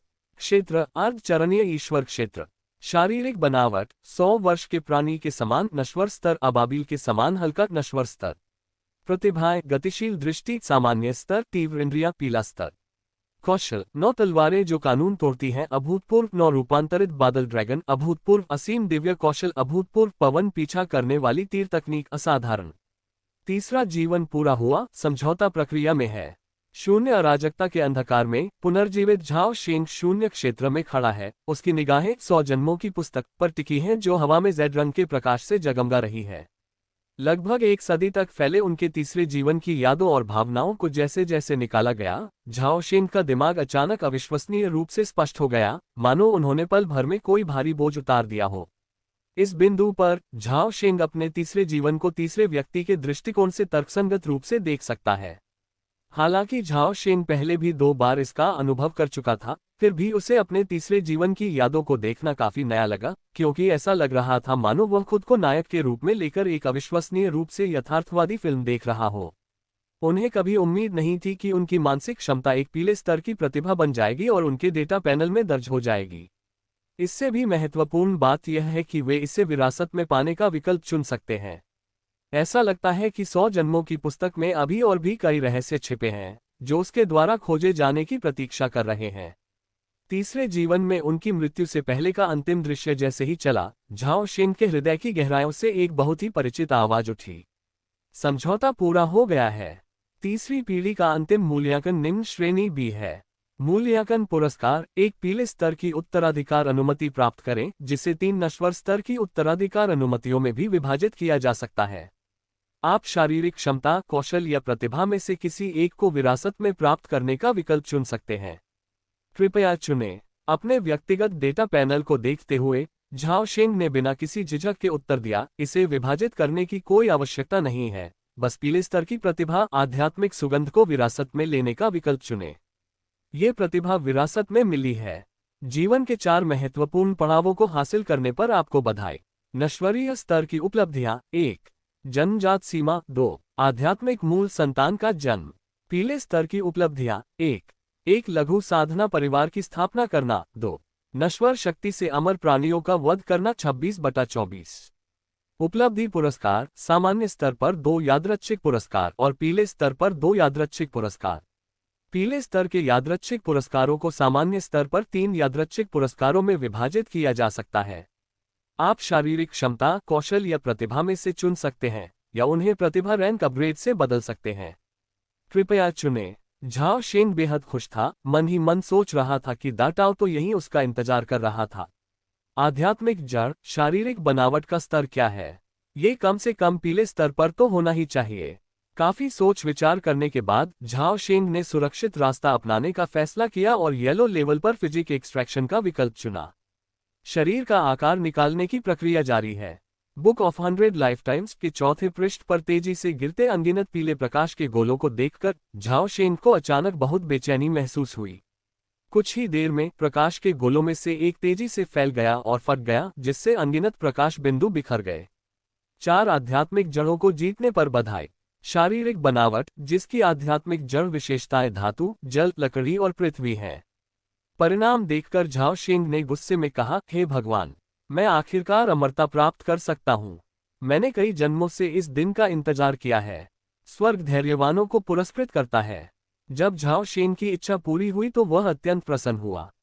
वह कुछ देर तक उत्साहित रहा, फिर धीरे धीरे शांत हो गया। हुआंग लियांगफान के पास अब ड्रॉ करने के लिए 3 मौके बचे हैं। काफी विचार विमर्श के बाद झाओ शेंग ने एक बार नश्वर स्तर की प्रतिभा को आकर्षित करने का निर्णय लिया। प्रतिभा का चित्र बनाने का काम जारी है। हैंड ऑफ रॉक जैसी नश्वर स्तर की प्रतिभा का चित्र बनाने के लिए बधाई। उसी क्षण अदृश्य सूचनाओं का सैलाब झाओ शेंग के दिमाग में प्रवेश कर गया। चट्टान जैसे मजबूत हाथ, आपके हाथ चट्टान की तरह स्थिर हैं। ये देखकर झाओ शेंग अवाक रह गया और मन ही मन सोचने लगा कि जैसा पैसा दोगे वैसा ही सामान मिलेगा। ये प्रतिभा डायनामिक विजन जितनी अच्छी भी नहीं है। पीले स्तर का एक ड्रॉ चुने। ड्राइंग जीतने पर बधाई। ... झाओ शेंग का शिष्टाचार नाम। झाओ शेंग का शिष्टाचार नाम, क्या आप ठीक हैं? जब झाओ शेंग अंधेरे से दोबारा जागा तो अचानक एक स्पष्ट और मधुर ध्वनि उसके कानों तक पहुंची। उन्हें तुरंत होश आ गया और अनगिनत यादें उनके दिमाग में तेजी से उभर आईं। झाओ शेंग का शिष्टाचार नाम है। वह इस वर्ष 16 वर्ष का है। उसके पास धातु, जल, लकड़ी और पृथ्वी की 4 आध्यात्मिक जड़ें हैं। वह अनाथ है। उसकी साधना का स्तर क्यूई शोधन की एक परत है। कबीले की दूसरी शाखा के साथ एक प्रतियोगिता के दौरान एक शुद्ध जल मोती से बेहोश हो गया, जिससे जल शिरा साधना कक्ष में प्रवेश करने का अवसर खो दिया। झाओ शेंग की यादें वापस आने के बाद झाओ शेंग ये देखकर आश्चर्यचकित रह गए कि उनकी मृत्यु के बाद से 280 से अधिक वर्ष बीत चुके थे। झाओ परिवार लगभग 300 वर्षों से ड्रैगन काप झील में बसा हुआ है, जिसकी आबादी 50,000 से अधिक है और इसमें 31 किसान हैं। झाओ शेंग बहुत प्रसन्न हुए क्योंकि उनके वंशजों ने वास्तव में उनकी अपेक्षाओं को पूरा किया था। उनकी मृत्यु के 70 वर्ष बाद झाओ जुवानलान ने सफलतापूर्वक फाउंडेशन एस्टेब्लिशमेंट में पदोन्नति प्राप्त की और तब से झाओ परिवार ने अंततः एक मजबूत स्थिति हासिल कर ली और अब उसे हान जुवानवू की प्रतिष्ठा पर निर्भर रहने की आवश्यकता नहीं रही। वैसे झाओ शेंग की मृत्यु से पहले ही हान जुवानवू को फाउंडेशन एस्टेब्लिशमेंट के पद पर पदोन्नत कर दिया गया था। तलवार साधना में दुर्भाग्यवश वे कोर फॉर्मेशन प्राप्त करने में असफल रहे और अंततः जियांग संप्रदाय में 210 वर्ष की आयु में उनका निधन हो गया। वह अपनी यादों में खोया हुआ था। मेरे शरीर को धक्के दिए जाने और धकेले जाने के दौरान मेरे कानों में कई और आवाजें सुनाई दी। झाओ शेंग ने अनिच्छा से अपनी आंखें खोली और जो नजर आया वह आड़ू के फूल जैसे गालों और सफेद दांतों वाली एक पतली, सुंदर युवती थी। लड़की का नाम झाओ चोनवेई है और उसके पास धातु, जल और लकड़ी की 3 आध्यात्मिक जड़ें हैं और वह क्यूई शोधन साधना के दूसरे स्तर पर है। वे दोनों झाओ परिवार की सबसे पुरानी शाखा की चोन पीढ़ी के सदस्य थे। कल्टीवेशन फैमिली में कल्टीवेशन की पीढ़ी ब्लडलाइन से अलग होती है। कल्टीवेशन में पीढ़ियों को आमतौर पर हर 60 साल में रैंक किया जाता है, जबकि ब्लडलाइन में पीढ़ियों को अभी भी ब्लडलाइन संबंधों के अनुसार रैंक किया जाता है। झाओ परिवार की साधना पीढ़ी के नामों को ईमानदारी से जेड क्लासिक का प्रचार करना, सामान्य रूप से स्वर्ण नियमों का पालन करना और हान राजवंश के सार को गहराई से समझना के क्रम के अनुसार व्यवस्थित किया गया है। झाओ शेंग और झाओ चोनवेई एक ही पीढ़ी के हैं, लेकिन वंश के संबंध के अनुसार झाओ शेंग को उन्हें परदादी कहना चाहिए। हालांकि झाओ चोनवेई इस साल केवल 17 साल की है, इसलिए झाओ शेंग आमतौर पर उसे छोटी चाची कहकर बुलाती है। लेकिन झाओ शेंग को लोगों को दादी कहकर बुलाने की आदत नहीं है। उसने अपनी आंखें खोली, जमीन से उठकर बैठ गया और बुदबुदाया, मैं ठीक हूँ। झाओ शेंग को उदास देखकर झाओ चोनवेई ने उसे दिलासा देते हुए कहा, झाओ शेंग, हिम्मत मत हारो। अगली बार तुम झाओ चोनशिया को उसकी दूसरी पत्नी के परिवार से जरूर हरा दोगे। झाओ शेंग ने सिर हिलाया और जैसे ही उसने अपनी स्मृति से जानकारी याद की, उसे अचानक सिरदर्द होने लगा। झाओ परिवार इस समय काफी नाजुक स्थिति में है। फाउंडेशन एस्टेब्लिशमेंट पिल लेने के अवसर को लेकर झाओ परिवार अब बुरी तरह से विभाजित हो गया है और परिवार की दोनों शाखाएं भयंकर आंतरिक कलह में उलझी हुई हैं। परिवार की पहली और दूसरी शाखा के किसान एक दूसरे के लिए अजनबी जैसे थे, उनके बीच का रिश्ता लगभग टूट चुका था। सच तो यह है कि तबाही के बीज बहुत पहले ही बो दिए गए थे। झाओ परिवार की सबसे बड़ी शाखा झाओ शेन के सबसे बड़े बेटे झाओ चेंगगोंग से उत्पन्न हुई है, जबकि दूसरी शाखा उनके 8वें बेटे झाओ चेंगले से उत्पन्न हुई है। झाओ परिवार की दोनों शाखाओं के बीच शुरू से ही कोई गहरा संबंध नहीं था। ड्रैगन काप झील को लोगों की सख्त जरूरत थी, इसलिए पूर्वज झाओ झिकिन की मध्यस्थता से दोनों झाओ परिवार अंततः आपस में मिल गए। पहले 100 वर्षों तक झाओ परिवार की दूसरी शाखा ने बड़ी संख्या में साधकों और हान शुवानवु के समर्थन के कारण अधिकांश सत्ता पर नियंत्रण रखा। यद्यपि सबसे बड़े पुत्र के परिवार के झाओ जुवानई सामान्य मामलों और कुल के सदस्यों के प्रभारी थे, लेकिन वे केवल एक प्रबंधक के रूप में ही कार्य कर सकते थे क्योंकि वे एक नश्वर थे। विशेषकर दूसरी पत्नी झाओ जुवानलान द्वारा सफलतापूर्वक अपनी संस्था स्थापित करने के बाद पूरा झाओ परिवार पूरी तरह से दूसरी पत्नी के परिवार के प्रभुत्व में आ गया। अच्छा होता अगर चीजें इसी तरह चलती रहती, कम से कम बाद में इतने विवाद तो नहीं होते। हालांकि परिस्थितियां अप्रत्याशित हैं। झाओ शुवानई के पुत्र झाओ युजी में दृढ़ता और सौभाग्य दोनों थे। 93 वर्ष की आयु में उन्होंने एक जोखिम भरा कदम उठाया जिसने वास्तव में उन्हें सफलता दिलाई। उस समय झाओ परिवार के 2 संस्थापक प्रतिष्ठान थे और उनकी प्रतिष्ठा दूर दूर तक फैली हुई थी, जिससे आसपास के छोटे छोटे साधना करने वाले परिवार भयभीत थे। परिणामस्वरूप झाओ परिवार की शक्ति तेजी से बढ़ी और साधना करने वालों की संख्या में वृद्धि हुई। अंततः 180 वर्ष पूर्व यह अपने चरम पर पहुंच गया। उस समय झाओ परिवार में 100 से अधिक साधक थे और एक परिवार के पास 2 आधारभूत प्रतिष्ठान और क्यूई शोधन केंद्र थे। अंतिम चरण में 10 से अधिक सदस्य थे, जिनकी शक्ति हजारों वर्षों से अस्तित्व में रहे आधारभूत प्रतिष्ठान साधना परिवार के बराबर थी। इससे भी अधिक उत्साहजनक बात यह है कि हान शुवानवु की मध्यस्थता के कारण जियांग संप्रदाय ने झाओ परिवार को ड्रैगन काप झील को अगले 200 वर्षों तक पट्टे पर जारी रखने की अनुमति देने पर सहमति व्यक्त की। 150 साल पहले हान शुवानवु के निधन के कुछ ही वर्षों बाद फाउंडेशन एस्टेब्लिशमेंट की 4थी मंजिल पर रहने वाली झाओ शुवानलांग एक सैर पर जाते समय अचानक बिना किसी निशान के गायब हो गई और उसके बारे में फिर कभी कुछ पता नहीं चला। उस समय झाओ परिवार की स्थापना में केवल झाओ युजी ही साधक के रूप में शेष थे। रातों रात झाओ परिवार में नाटकीय परिवर्तन आ गया। पहली पत्नी के परिवार ने पहली बार परिवार पर नियंत्रण हासिल कर लिया और जानबूझकर या अनजाने में दूसरी पत्नी के परिवार को दबाना शुरू कर दिया। इसका कारण यह है कि झाओ परिवार की दोनों शाखाएं शुरू से ही एक दूसरे के करीब नहीं थीं। इसके अलावा सीमित संसाधनों और अनुचित वितरण के कारण दोनों शाखाओं में लगातार संघर्ष होते रहे और उनके संबंध उदासीन बने रहे। इसलिए यह आश्चर्य की बात नहीं है कि सत्ता में आने के बाद पहली पत्नी के परिवार ने दूसरी पत्नी के परिवार को दबाने का विकल्प चुना। दूसरी पत्नी को हान शुवानवु की विरासत से लाभ मिला और जियांग संप्रदाय के भीतर उसके कुछ खास संबंध और नेटवर्क भी थे। इसलिए झाओ युजी ने ज्यादा आगे बढ़ने की हिम्मत नहीं की और केवल धीरे धीरे उस पर दबाव डालकर उसे दबाने का ही सहारा लिया। 90 साल पहले झाओ युजी का शांतिपूर्वक निधन हो गया था।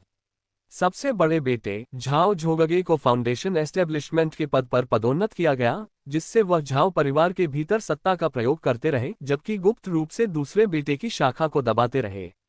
1 साल पहले झाओ झोगगे की चोटों के कारण मृत्यु हो गई और झाओ परिवार ने अचानक अपनी नींव खो दी। अब जब उस साधक ने कमान संभाली है तो परिवार में सत्ता का शून्य आ गया है। इस प्रकार लगभग 150 वर्षों से दमित दूसरी पत्नी एल्डर झाओ जिंगान के नेतृत्व में अचानक भड़क उठी और पहली पत्नी का सीधे सामना करने लगी। पिछले 1 साल में परिवार की दोनों शाखाओं के बीच आंतरिक कलह ने झाओ परिवार की शक्ति को काफी कमजोर कर दिया है और दोनों शाखाओं के बीच संबंधों में तेजी से गिरावट का कारण बना है। 2 महीने पहले झाओ परिवार ने फाउंडेशन एस्टेब्लिशमेंट बिल के लिए बोली लगाने के लिए अपने पारिवारिक संसाधनों का उपयोग किया था।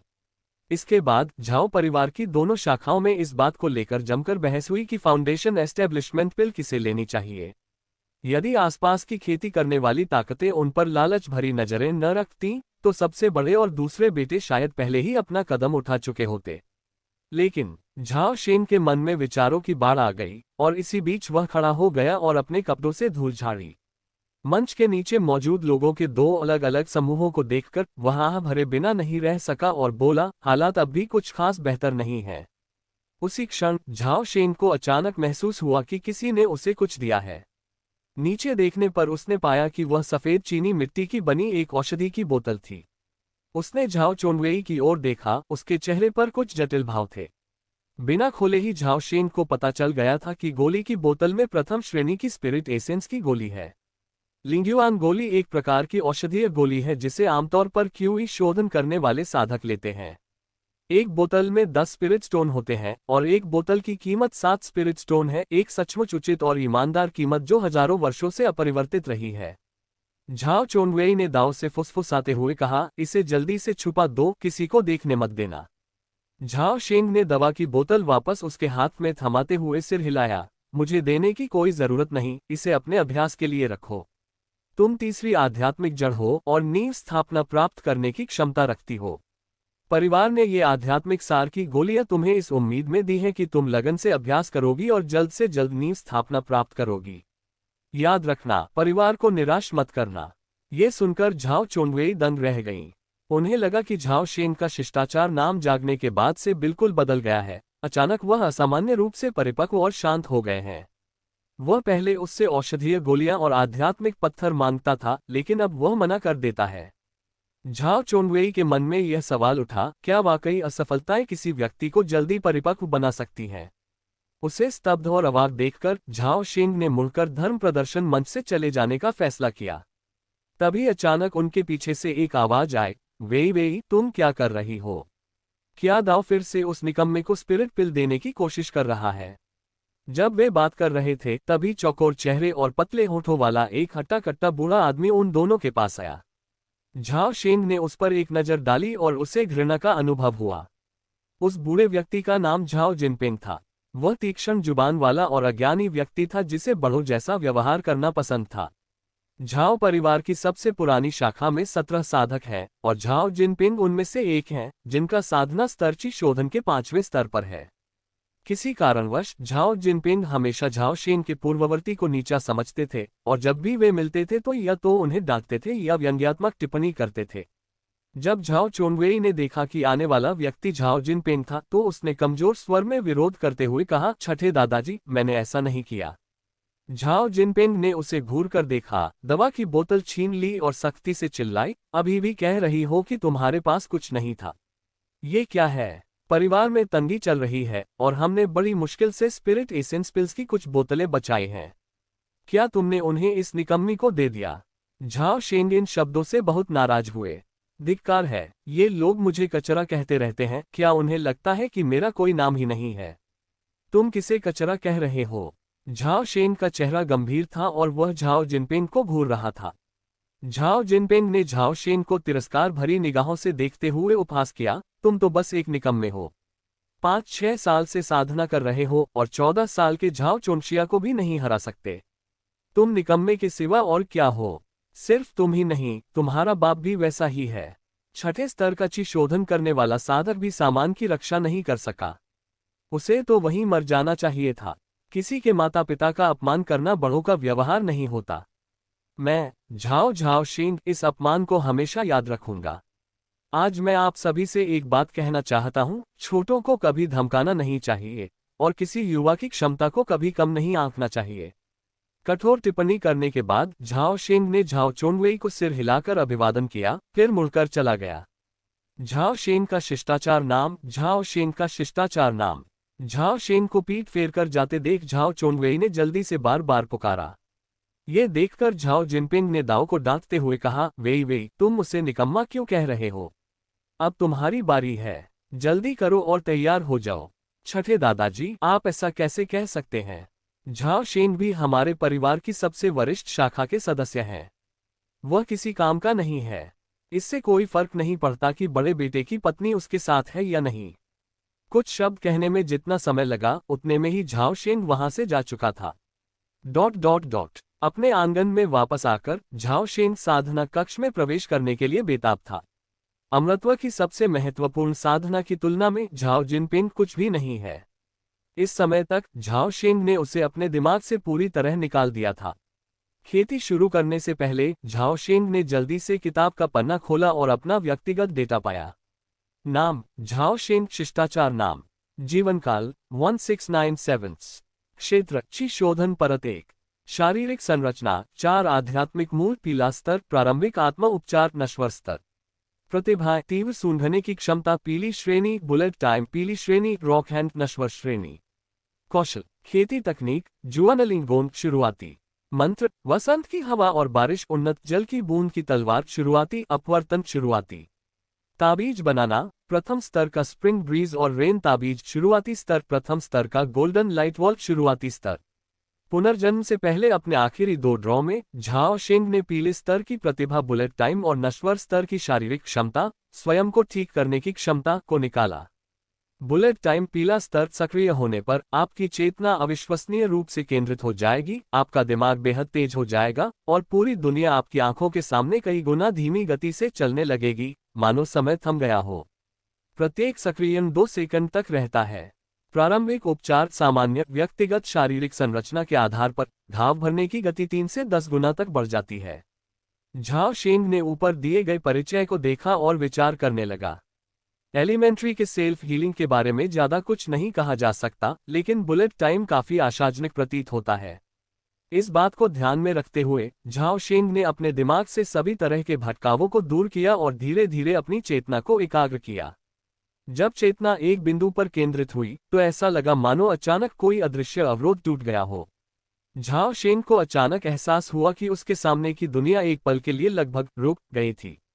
कभी सुचारू रूप से चलने वाली दुनिया अब किसी फिल्म के फ्रेम दर फ्रेम की तरह धीमी गति से आगे बढ़ती है। नहीं, ये 10 गुना धीमा है।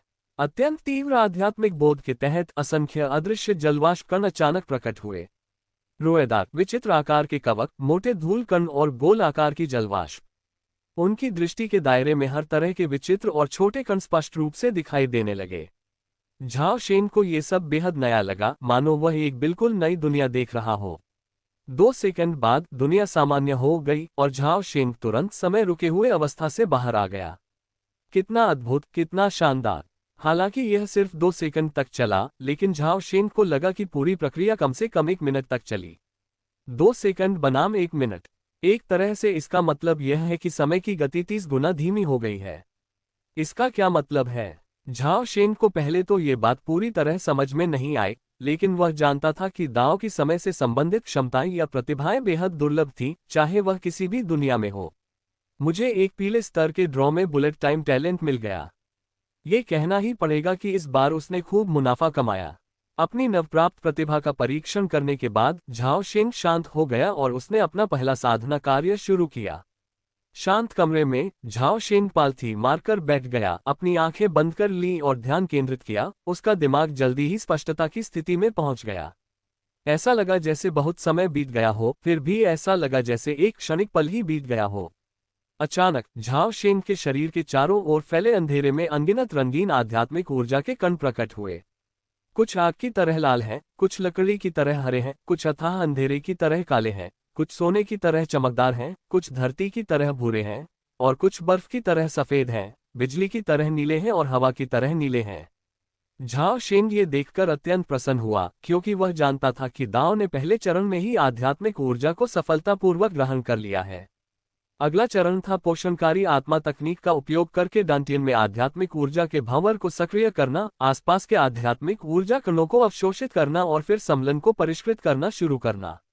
झाओ शेंग कल्टीवेट की आध्यात्मिक साधना तकनीक को रंगीन बादल चंद्रमा का पीछा करते हुए कहा जाता है।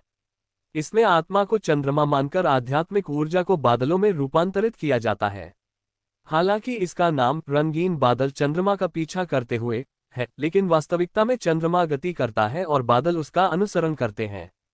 सरल शब्दों में कहें तो इसमें चेतना, दिव्य चेतना का मूल रूप का उपयोग करके आध्यात्मिक ऊर्जा का एक भंवर उत्पन्न करना, आध्यात्मिक ऊर्जा कणों को भंवर में खींचना, उन्हें भंवर के माध्यम से सम्लन में परिष्कृत करना और साथ ही साथ अशुद्धियों को दूर करना शामिल है, जिससे अंततः आध्यात्मिक ऊर्जा को मजबूत करने का लक्ष्य प्राप्त होता है। इस संपूर्ण साधना प्रक्रिया को 8 शब्दों में वर्णित किया जा सकता है: आत्मा को शुद्ध करना और अशुद्धियों को दूर करना। जिन साधकों की आध्यात्मिक जड़ें कम होती हैं, वे तेजी से साधना क्यों करते हैं? इसमें अशुद्धियों को हटाकर सार तत्व को बनाए रखना शामिल है, जिसका सरल शब्दों में अर्थ है शुद्धिकरण और अशुद्धियों को दूर करना। जब समान समय में समान संख्या में आध्यात्मिक ऊर्जा कणों को अवशोषित किया जाता है, तो 5 आध्यात्मिक मूल एक साथ 5 प्रकार के आध्यात्मिक ऊर्जा कणों को अवशोषित करेंगे, लेकिन केवल एक प्रकार को ही परिष्कृत कर सकते हैं, जबकि अन्य 4 अशुद्धियां बन जाते हैं। एक एकल आध्यात्मिक जड़ केवल एक प्रकार के कण को अवशोषित करती है, इस प्रकार अशुद्धता दूर करने की प्रक्रिया को छोड़ देती है।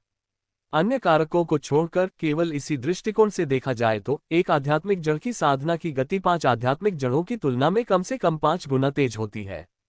यही एक कारण है कि सभी साधना गुट एकल आध्यात्मिक जड़ वाले साधकों को सर्वोच्च खजाना मानते हैं। झाओ शेंग धातु, जल, पृथ्वी और लकड़ी की आध्यात्मिक जड़ है और कल्टीवेट जल साधना तकनीक है। जुवानलिंग गोंग उच्च श्रेणी का नहीं है और अमरलोक में इसे बहुत मूल्यवान साधना तकनीक नहीं माना जाता है, लेकिन यह व्यापक रूप से प्रचलित है। कई साधक इसे अपनी प्राथमिक साधना विधि के रूप में उपयोग करते हैं। साधना तकनीक शुवानलिंग गोंग के संतुलित और शांत स्वभाव पर आधारित है और यह आसानी से विचलित नहीं होती। इसके अलावा साधना द्वारा उत्पन्न आध्यात्मिक ऊर्जा अपनी शुद्धता और प्रचुरता के लिए जानी जाती है। हालांकि जुवानलिंग तकनीक की एक बहुत ही स्पष्ट कमी भी है, ये धीमी है। न केवल समलन का शुद्धिकरण धीमा है, बल्कि साधना में सुधार की दर और भी धीमी है। हालांकि झाओ शेंग के विचार में जुवानलिंग गोंग की धीमी साधना कोई कमी नहीं है, क्योंकि उसके पास बहुत समय है। अगर इस जीवन में बात नहीं बनी तो अगला जीवन तो है ही। मानसिक आत्मनिरीक्षण की अवस्था में झाओ शेंग ने देखा कि उसकी चेतना द्वारा संचालित डांटियन के भीतर गहराई में स्थित आध्यात्मिक ऊर्जा का अंधकार में भंवर धीरे धीरे घूमने लगा। एक अदृश्य आकर्षण बल उत्पन्न हुआ और धीरे धीरे हवा में मौजूद धातु, लकड़ी, पानी और पृथ्वी के 4 आध्यात्मिक ऊर्जा कण भंवर में खींच गए। इसके बाद धातु, लकड़ी और पृथ्वी के 3 रंगों वाले कण शरीर से बाहर निकल गए, जबकि जल तत्व की आध्यात्मिक ऊर्जा धीरे धीरे कुचलकर आध्यात्मिक शक्ति में समाहित हो गई। जैसे जैसे समय बीतता गया, झाओ शेंग को अपनी चेतना धीरे धीरे कमजोर होती महसूस होने लगी और उसके माथे में हल्का दर्द होने लगा। जैसे जैसे साधना जारी रही, भौहों के बीच की सूजन और दर्द अधिकाधिक स्पष्ट होता गया। अंततः ये सुई चुभने जैसा चुभने वाला दर्द बन गया। झाओ शेंग जानता था कि यह गंभीर मानसिक थकावट का संकेत है और इस साधना को समाप्त कर देना चाहिए। उसने एक लंबी सांस छोड़ी, साधना तकनीक को सक्रिय करना बंद कर दिया और शून्यता की अवस्था से बाहर आ गया। हाँ, जागने पर झाओ शेंग ने अपनी आंखें खोली और अचानक जोर से हंसने लगा। आधी रात को चांदनी धुंधली थी, बादल हल्के थे और हवा धीमी चल रही थी। ड्रैगन काप झील के किनारे काले वस्त्र पहने झाओ शेंग को किनारे पर लगभग 2 लोगों की ऊंचाई पर एक बड़ी चट्टान मिली। वह बड़ी चट्टान के चारों ओर घूमा और जल्दी से एक नुकीली उभरी हुई चट्टान के नीचे खुदाई करने लगा। कुछ देर बाद झाओ शेंग ने 3 फुट गहरे गड्ढे से एक पैकेट निकाला। पैकेज खोलने पर 100 से अधिक दूधिया सफेद आंख के आकार के निम्न श्रेणी के स्पिरिट स्टोन, 3 इंच लंबी कांस्य की उड़ने वाली तलवार, 3 गहरे रंग के क्रिस्टल और एक हल्के हरे रंग का तीर मिलता है। कांस्य उड़ने वाली तलवार एक टिया एक मध्यम श्रेणी की उड़ने वाली तलवार है, जो एक सामान्य टिया एक उच्च श्रेणी की जादुई कलाकृति के बराबर है। इसकी कीमत लगभग 750 स्पिरिट स्टोन है। ये झाओ शेंग की लूट थी, जो उसे क्यूई रिफाइनिंग लेवल 4 के जड़ी बूटी संग्राहक से प्राप्त हुई थी। ये काला क्रिस्टल एक दुर्लभ टिया एक शोधन सामग्री है जिसे जुवानलान क्रिस्टल कहा जाता है, और इसका एक टुकड़ा दर्जनों निम्न श्रेणी के स्पिरिट स्टोन के बराबर कीमत में बिक सकता है। सबसे कीमती वस्तु वह भयानक हरा तीर है। यह एक बार इस्तेमाल होने वाली आत्मा विनाशकारी जादुई वस्तु है जो बेहद जहरीली और संक्षारक है। एक बार इसके वार से घायल होने पर यहाँ तक कि चिशोधन के अंतिम चरण के लोग भी गंभीर रूप से प्रभावित हो जाते हैं और जरा सी भी हिचकिचाहट जहर से मृत्यु का कारण बन सकती है। ये स्पिरिट स्टोन्स और जादुई कलाकृति बनाने की सामग्री झाओ शेंग द्वारा अपने पिछले जीवन में छोड़ी गई बैकअप योजनाओं में से एक थी। अब इसका वास्तव में उपयोग हो रहा है। ... 1 माह बाद शांत कमरे में झाओ शेंग ध्यान से जागा और अचानक उसके चेहरे पर एक उत्साहित मुस्कान दिखाई दी। 1 महीने के गहन एकांतवास के बाद अंततः उन्होंने सफलता प्राप्त की। क्यूई शोधन द्विस्तरीय क्षेत्र। बेशक कीमत कम नहीं थी, उसने स्पिरिट एसेंस पिल्स की 6 बोतलें एक ही बार में खत्म कर दी। 6742 स्पिरिट स्टोन को कम मत समझो, इनसे एक निम्न श्रेणी की प्रथम श्रेणी की वस्तु खरीदी जा सकती है। जादुई कलाकृति। एक सामान्य ची रिफाइनिंग लूज कल्टीवेटर के शुरुआती चरणों में वे औसतन प्रति वर्ष 50 स्पिरिट स्टोन भी अर्जित नहीं कर सकते हैं। संघर्षरत लूज कल्टीवेटर की तुलना में झाओ शेंग पहले से ही विलासितापूर्ण जीवन जी रहा है, लेकिन संप्रदायवादी शिष्य की तुलना में ये कुछ भी नहीं है। ये spirit essence pills family warehouse से प्राप्त की गई थी। झाओ परिवार में झाओ केरू नाम का एक सदस्य है जो झाओ परिवार में एकमात्र रसायनज्ञ है। स्पिरिट एसेंस पिल का निर्माण उन्होंने ही किया था।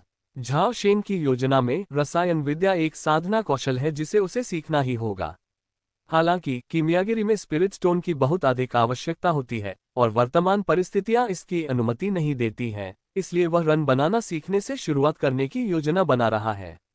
साधना की विभिन्न कलाओं में ताबीज बनाना सबसे कम सीखने योग्य है। इसके लिए आपको बस एक जादुई ब्रश, आध्यात्मिक स्याही और ताबीज बनाने के लिए कागज की आवश्यकता होती है। सौभाग्य से उनके पूर्ववर्ती को ताबीज बनाने की कला का अच्छा ज्ञान था। ध्यान कक्ष से बाहर निकलते ही झाओ शेंग ने अचानक देखा कि उनका निजी नौकर झाओ ताई ध्यान कक्ष के दरवाजे पर बेसब्री से इंतजार कर रहा था। जैसे ही झाओ शेंग बाहर आया, झाओ ताई चिल्लाया, युवा स्वामी, कुछ बुरा हुआ है। आपको आकर देखना चाहिए। स्वामी परिवार की दूसरी शाखा के साथ लड़ाई शुरू करने वाले हैं। ये सुनकर झाओ शेंग ने भौहें चढ़ाकर गहरी आवाज में पूछा, घबराओ मत, क्या हुआ? झाओ ताई ने जल्दी से समझाया, आज सुबह झाओ वंश की दूसरी शाखा वेई परिवार के साथ अचानक गुस्से में हमारे दरवाजे पर आ गई और हमसे गंभीर बहस करने पर अड़ी रही। उद्धरण चिन्ह। वेई परिवार से किसी के आने की खबर सुनकर झाओ शेंग ने और भी गहरी भौहें चढ़ा ली। लिशान का वेई परिवार झाओ परिवार के साथ वैवाहिक गठबंधन में है। उनका निवास स्थान लिशान ड्रैगन काप झील से 200 मील दक्षिण पश्चिम में स्थित है, जिसके तलहटी में एक उत्कृष्ट उच्च श्रेणी की सड़क है। आध्यात्मिक नस। वेई परिवार के पास फाउंडेशन एस्टेब्लिशमेंट कल्टीवेटर और 7 बिट क्यूई रिफाइनिंग लेट स्टेज का एक साधक है। उनकी शक्ति वर्तमान झाओ परिवार से कहीं अधिक है। दूसरी पत्नी एल्डर झाओ के चरित्र और आचरण के बारे में सोचते हुए झाओ शेंग को अचानक आने वाले खतरे का आभास हुआ। वेई परिवार की यह यात्रा दुर्भावनापूर्ण है। वे संभवतः फाउंडेशन एस्टेब्लिशमेंट डेन को निशाना बना रहे हैं, या उससे भी अधिक संभावना है कि वे झाओ परिवार को निशाना बना रहे हैं। अमर लोक हमेशा से ही एक ऐसी दुनिया रही है जहां हर कोई एक दूसरे को अपना शिकार बनाने की कोशिश करता है। झाओ परिवार अब न केवल आंतरिक कलह में उलझा हुआ है, बल्कि बाहरी शत्रुओं से भी घिरा हुआ है। फाउंडेशन एस्टेब्लिशमेंट के बिना कल्टीवेटर के नेतृत्व में सत्ता सबसे कमजोर स्थिति में थी। वेई परिवार के अलावा ड्रैगन काप झील के आसपास की अन्य साधना शक्तियां, जैसे कि लेन परिवार और शियाओफेन घाटी, भी संभवतः गुप्त रूप से झाओ परिवार को एक आकर्षक लक्ष्य के रूप में देख रही हैं। एक बार जब एक घातक खामी उजागर हो जाती है तो झाओ परिवार को अनिवार्य रूप से विभाजित होने और आसपास की ताकतों द्वारा निगल लिए जाने के खतरे का सामना करना पड़ेगा। ये सोचकर झाओ शेंग ने तुरंत दाओ से पूछा, वे अब कहाँ हैं? यानयुए द्वीप पर टोनशिन हॉल में, झाओ ताई ने बिना किसी झिझक के उत्तर दिया। ये सुनकर झाओ शेंग चौंक गया और उसका दिल एक पल के लिए धड़कना बंद हो गया। उसे एहसास हुआ कि कुछ गड़बड़ है। क्रेसेंट द्वीप झाओ परिवार का सबसे गुप्त और मुख्य क्षेत्र है और बाहरी लोगों को इसमें प्रवेश करने की अनुमति कभी नहीं दी जाती है, क्योंकि वह ड्रैगन काप झील की रक्षात्मक संरचना का स्थान था और साथ ही वह आखिरी जगह थी जहां झाओ परिवार विनाश के खतरे का सामना करते समय भाग निकला था। अब परिवार की दूसरी शाखा वास्तव में वेई परिवार को यानयुए द्वीप में ले आए है, जो स्पष्ट रूप से मुसीबत को न्योता देना है। क्रेसेंट द्वीप ड्रैगन काप झील के पूर्व में स्थित है। ये 3 तरफ से झील से घिरा हुआ है और एक तरफ से मुख्य भूमि तक 3 मील लंबी झानदाओ समुद्री मार्ग फैली हुई है, जिससे इसकी रक्षा करना आसान और इस पर हमला करना मुश्किल हो जाता है। जब झाओ शेंग सराय की ओर दौड़ा तो उसने देखा कि काले ताबीज वाले मुकुट पहने हुए 2 अपरिचित साधक प्रवेश द्वार की रखवाली कर रहे थे। रुकना। जैसे ही वह क्रेसेंट आइलैंड में प्रवेश करने वाला था, उसे तुरंत 2 लोगों ने रोक दिया। झाओ शेंग ने उन पर एक नजर डाली और जान गया कि वे सभी वेई परिवार से थे। काले ताबीज वाला मुकुट लिशान के वेई परिवार का सबसे प्रसिद्ध प्रतीक है।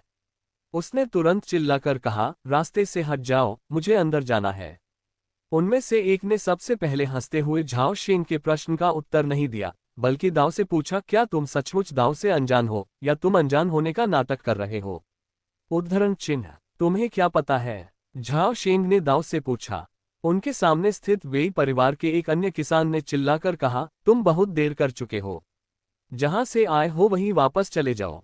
ये सुनकर झाओ शेंग का दिमाग तेजी से सोचने लगा और उसने दाओ को जोर से पुकारा, मैं झाओ वंश का सदस्य हूं और बड़े झाओ जिनगांग मेरे तीसरे दादा हैं। इसलिए यानयुए द्वीप में प्रवेश करना मेरा अधिकार है।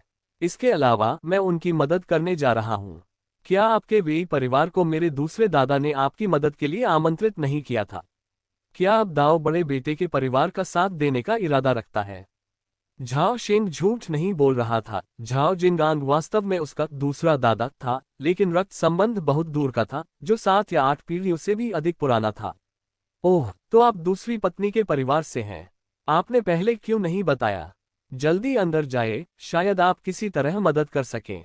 ये सुनकर कि झाओ शेंग परिवार की दूसरी शाखा का सदस्य है, वेई परिवार के दोनों सदस्यों ने तुरंत उसके लिए रास्ता बना दिया। झाओ शेंग ने दोनों पुरुषों को धन्यवाद देते हुए हाथ जोड़कर कहा, आप दोनों ने बहुत मेहनत की है। कृपया परिवार की मुख्य शाखा से किसी को भी अंदर न आने दें। ये काम पूरा हो जाने पर मैं आपकी सफलता की सूचना तीसरे दादाजी को अवश्य दूंगा। बिल्कुल नहीं, छोटे भाई, आप हमारी चापलूसी कर रहे हैं। हम तो बस आदेशों का पालन कर रहे थे। वेई परिवार के दोनों पुरुषों ने विनम्रता से बात की, लेकिन उनकी उत्सुक आंखों ने उनकी असलियत बता दी। झाओ शेंग मुस्कुराया, उन दोनों को सिर हिलाकर अभिवादन किया और फिर तेजी से उनके बीच से होते हुए क्रिसेंट आइलैंड में चला गया। सानलेझान दाओ तेजी से गुजरी और दूरी पर यान्युए द्वीप पर एक महल के समान दिखने वाला टोनशिनतांग नजर आने लगा। ये देखकर कि द्वीप का सुरक्षात्मक घेरा सक्रिय नहीं हुआ था, झाओ शेंग का दिल बैठ गया और उसने तुरंत अपनी गति बढ़ा दी। टोनशिन हॉल के प्रवेश द्वार पर कोई पहरेदार नहीं थे और झाओ शेंग आसानी से हॉल में प्रवेश कर गया। झाओ शेंग के टोनशिन हॉल में प्रवेश करते ही दो लोगों के बहस करने और गाली गलौज करने की आवाज तुरंत उसके कानों तक पहुंची। झाओ शेंग ने ऊपर देखा तो पाया कि झाओ परिवार के अमर साधना वंश की दोनों शाखाएं मुख्य हॉल के एक तरफ आमने सामने बैठी हुई थीं। बाईं ओर मुख्य शाखा के सदस्य हैं, लेकिन उनमें झाओ शेंग सहित केवल 11 सदस्य हैं। बाकी 6 या तो बाजार में तैनात हैं या बाहर गए हैं और वापस नहीं लौटे हैं। इसके विपरीत दूसरी शाखा में न केवल अमर साधना वंश के सभी 14 सदस्य मौजूद थे, बल्कि उनमें कई अपरिचित अमर साधना करने वाले भी शामिल थे। ये कहने की जरूरत नहीं है कि ये सभी अजनबी वेई परिवार के सदस्य थे। इस समय टोनशिन हॉल के केंद्र में झाओ वंश के दो बुजुर्ग दो झगड़ालू महिलाओं की तरह आपस में बहस और हमला कर रहे थे और अपनी सामान्य गंभीरता और गरिमा को पूरी तरह से खो बैठे थे। परिवार की सबसे वरिष्ठ शाखा के दुबले पतले ठंडे चेहरे वाले बुजुर्ग झाओ जिनडिंग ही वह व्यक्ति थे जो साधना कर रहे थे। असाधारण शक्ति और उच्च कोटि की साधना से परिपूर्ण, उन्होंने एक बार अकेले ही 2 चिशोधकों को मार डाला था जो स्वयं भी उच्च कोटि के साधक थे। वे अंतिम चरण के मुक्त साधक थे। देखने में झाओ जिनगांग एक दयालु, लालिमा लिए गोरी त्वचा और सुगठित शरीर वाला बूढ़ा व्यक्ति प्रतीत होता है, लेकिन असल में वह निर्दयी और धूर्त है और उसने लंबे समय से अपनी दूसरी पत्नी के परिवार को एक अटूट गठबंधन में बांध रखा है। झाओ शेंग की आंखें अचानक सिकुड़ गईं और उसने तुरंत अपना सिर नीचे कर लिया और तेजी से मुख्य कमरे के किनारे की ओर चलने लगा। इस समय झाओ जिंगांग के पीछे खून जैसे लाल रंग का ताबीज मुकुट पहने एक दुबले पतले बूढ़े व्यक्ति ने झाओ शेंग की ओर देखा, फिर नजरें हटाकर दोनों झाओ बुजुर्गों को आपस में बहस करते हुए बड़े चाव से देखने लगा। उसी समय झाओ शेंग बेहद दुखी महसूस कर रहा था और मन ही मन सोच रहा था, वेई परिवार के पूर्वज वेई चेंग स्वयं क्यों आए हैं? ये तो बहुत बुरा है। जैसे ही आप परिवार की मुख्य शाखा में प्रवेश करते हैं, आप देख सकते हैं कि परिवार के कुछ सदस्य आक्रोश से भरे हुए हैं, लेकिन उनमें से अधिकांश के चेहरे गंभीर और पीले हैं। जिसकी भी आंखें हैं, वह देख सकता है कि परिवार की दूसरी शाखा ने ये सब पहले से ही योजना बनाकर रखा था, यहाँ तक कि वे परिवार के संस्थापक सदस्यों ने भी। यहाँ तक कि पूर्वज को भी आमंत्रित किया गया था। स्पष्ट है कि वे आज अपना लक्ष्य हासिल करने तक हार नहीं मानेंगे। मुख्य शाखा के लिए वर्तमान स्थिति बेहद प्रतिकूल है। झाओ शेंग मुख्य भवन में लोगों की भीड़ में इस तरह घुल मिल गया मानो वह अदृश्य हो और झाओ चोनवेई के साथ बिल्कुल पीछे खड़ा हो गया। झाओ शेंग के शिष्टाचार नाम से आप अंदर कैसे आए? झाओ चोनवेई ने झाओ शेंग को देखकर चिंता से पूछा। झाओ शेंग ने हाथ हिलाते हुए फुसफुसाकर कहा, अभी इस बारे में बात न करें।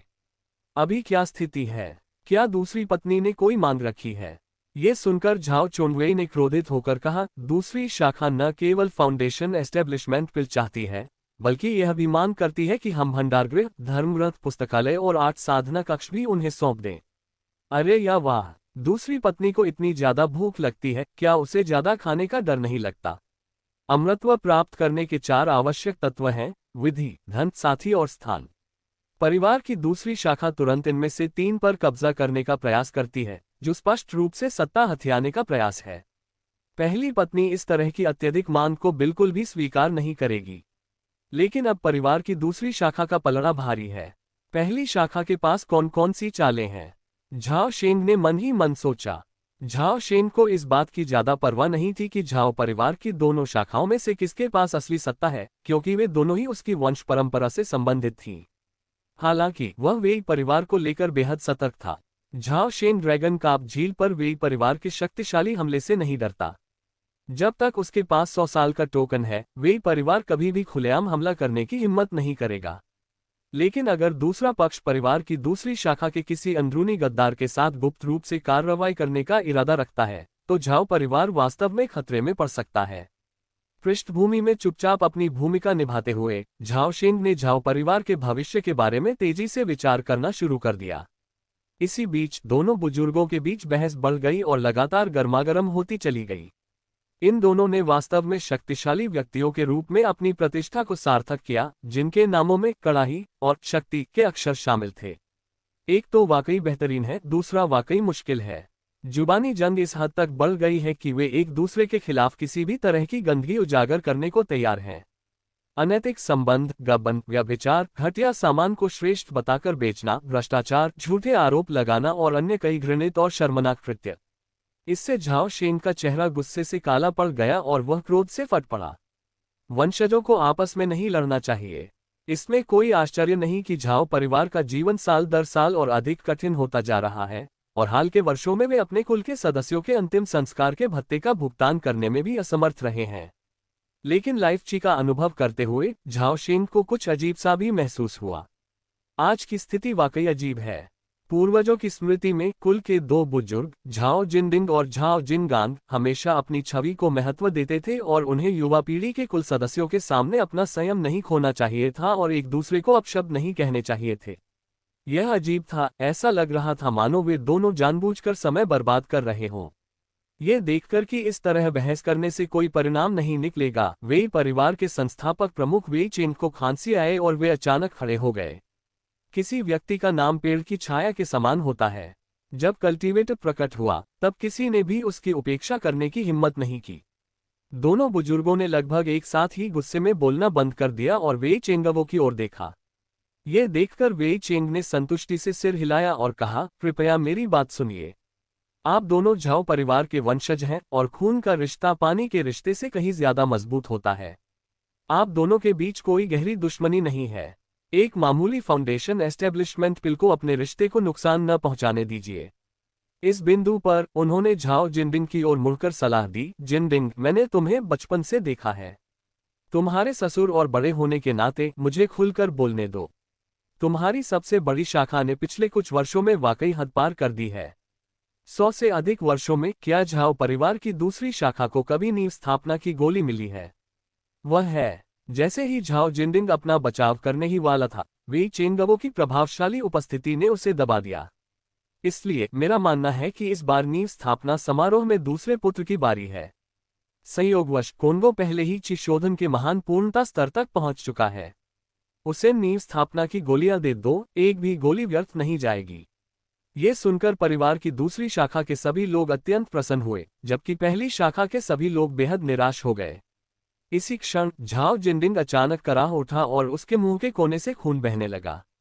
आत्महानि के माध्यम से वो वेई चेंगवो के बंधनों से मुक्त हो गया। उसका चेहरा गुस्से से भरा था। यह मेरे झाओ परिवार का पारिवारिक मामला है। वरिष्ठ वेई द्वारा अपनी सीमाओं का उल्लंघन करने से अमरलोक के पुनर्निर्माण की सार्वजनिक व्यवस्था बिगड़ गई है। फक फक करना, झाओ जिनगांग ने अचानक व्यंग्य करते हुए कहा, क्या तुम्हें जनता का मतलब भी पता है? जनता तो लोगों के दिलों में बसती है। बूढ़े पूर्वज वेई तुम्हारे बड़े बेटे के परिवार को बर्दाश्त नहीं कर सके, इसलिए उन्होंने जनता के अधिकार के बारे में कुछ कहा। वो सही कह रहे हैं, इस बार हमारे दूसरे बेटे के परिवार की बारी होनी चाहिए।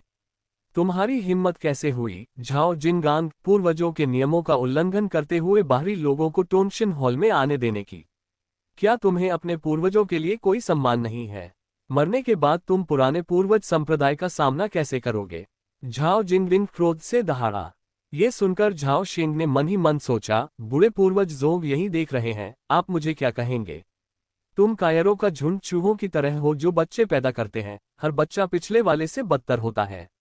झाओ जिनगांग मुस्कुराया और कुछ बोलने ही वाला था, तभी अचानक टोंगक्सिन हॉल के बाहर से 3 लोग अंदर आ गए। उन तीनों के बीच में चल रहा व्यक्ति एक अधेड़ उम्र का साधक था जिसने बैंगनी रंग का वस्त्र पहन रखा था जिस पर एक छोटी सुनहरी तलवार की कढ़ाई की गई थी। इस व्यक्ति के बाल लाल थे, चेहरा सुनहरा था और शरीर बलवान था। वह निडरता से एक शक्तिशाली फाउंडेशन एस्टेब्लिशमेंट आभा बिखेर रहा था। उसके बाईं ओर झुर्रियों वाली त्वचा और सफेद बालों वाली एक बुजुर्ग महिला थी और दाईं ओर हंसमुख स्वभाव वाला एक सुंदर युवक था। हालांकि उसकी संकीर्ण लोमड़ी जैसी आंखें उसके हंसमुख स्वभाव को थोड़ा कम कर रही थीं। जियांग संप्रदाय फाउंडेशन स्थापना साधक।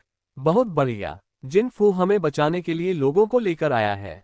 हाँ, मेरे इस स्वर्ण ताबीज के साथ देखते हैं कि परिवार की दूसरी शाखा अभी भी कितनी अहंकारी हो सकती है। उद्धरण चिन्ह। मुख्य कक्ष में जैसे कड़ाही में पानी उबलता है वैसे ही हलचल मच गई और सभी ने तुरंत उत्साह दिखाया, अपने सिर ऊपर उठाए और अपनी छाती सीधी की। जिस अतिरिक्त सेना का वे इंतजार कर रहे थे वह आखिरकार आ गई। इसके विपरीत परिवार की दूसरी शाखा के सदस्य ऐसे थे मानो उन्होंने अपने माता पिता को खो दिया हो। जब झाओ शेंग ने युवक को समय पर आते देखा तो उसने मन ही मन राहत की सांस ली। लेकिन झाओ जिनगांग और वेई चेंगवो का प्रदर्शन देखने के बाद उसका दिल फिर से घबरा गया। और अधिक कुछ नहीं, दोनों बेहद शांत थे, उनमें घबराहट का कोई संकेत नहीं दिख रहा था। आने वाले व्यक्ति का नाम झाओ जिनफू था, जो झाओ परिवार की सबसे वरिष्ठ शाखा का सदस्य और झाओ परिवार के संस्थापक झाओ झोंगगे का परपोता था। उसकी प्रतिष्ठा निर्विवाद थी। झाओ जिनफू 3 आध्यात्मिक जड़ों धातु, अग्नि और लकड़ी के साथ पैदा हुए थे। इन आध्यात्मिक जड़ों में से धातु आध्यात्मिक जड़ का हिस्सा 70% है, जो उन्हें झाओ परिवार के 300 साल के इतिहास में संभवतः सबसे प्रतिभाशाली व्यक्ति बनाता है। 6 साल पहले उन्होंने सफलतापूर्वक जियांग संप्रदाय में प्रवेश किया और 28 वर्ष की कम उम्र में ही वे ची शोधन क्षेत्र के 7वें स्तर तक पहुंच चुके थे।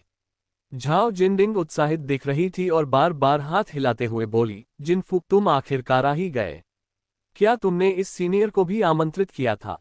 बोलते समय उन्होंने जियांग संप्रदाय के सदस्य को आदरपूर्ण भाव से देखा। Foundation establishment cultivator. हालांकि झाओ जिनफू ने कोई मुस्कान नहीं दिखाई। उसने ठंडे लहजे में दाव से पूछा, 10,000 मील एक रेखा ताबीज का इस्तेमाल केवल सबसे खतरनाक स्थितियों में ही किया जा सकता है। हर परिवार के पास केवल एक ही होता है और तुमने इतनी मामूली बात के लिए बिना अनुमति के इसका इस्तेमाल करने की हिम्मत की।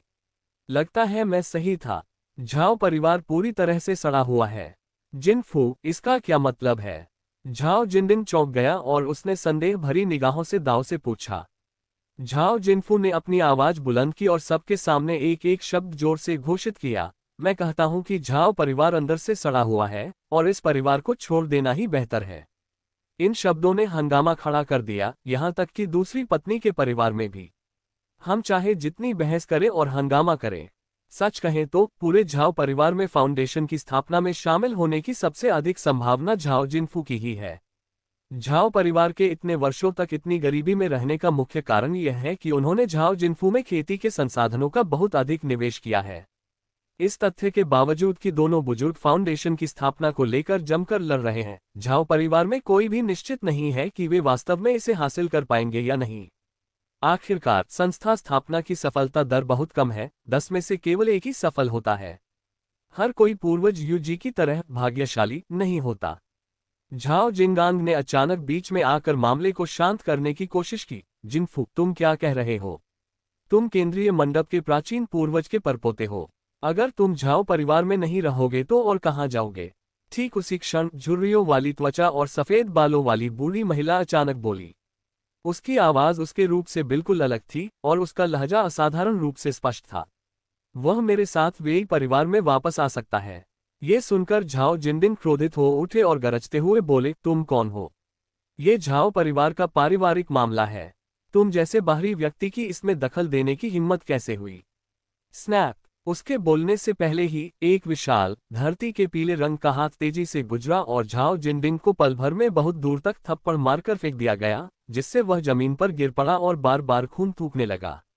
नींव स्थापना कृषक। किसी को भी यह उम्मीद नहीं थी कि यह साधारण सी दिखने वाली बूढ़ी महिला वास्तव में एक फाउंडेशन एस्टेब्लिशमेंट कल्टीवेटर थी। बेशर्मी। अंत में बूढ़ी औरत ने ठंडे स्वर में कहा। टोंगक्सन हॉल में सन्नाटा छा गया।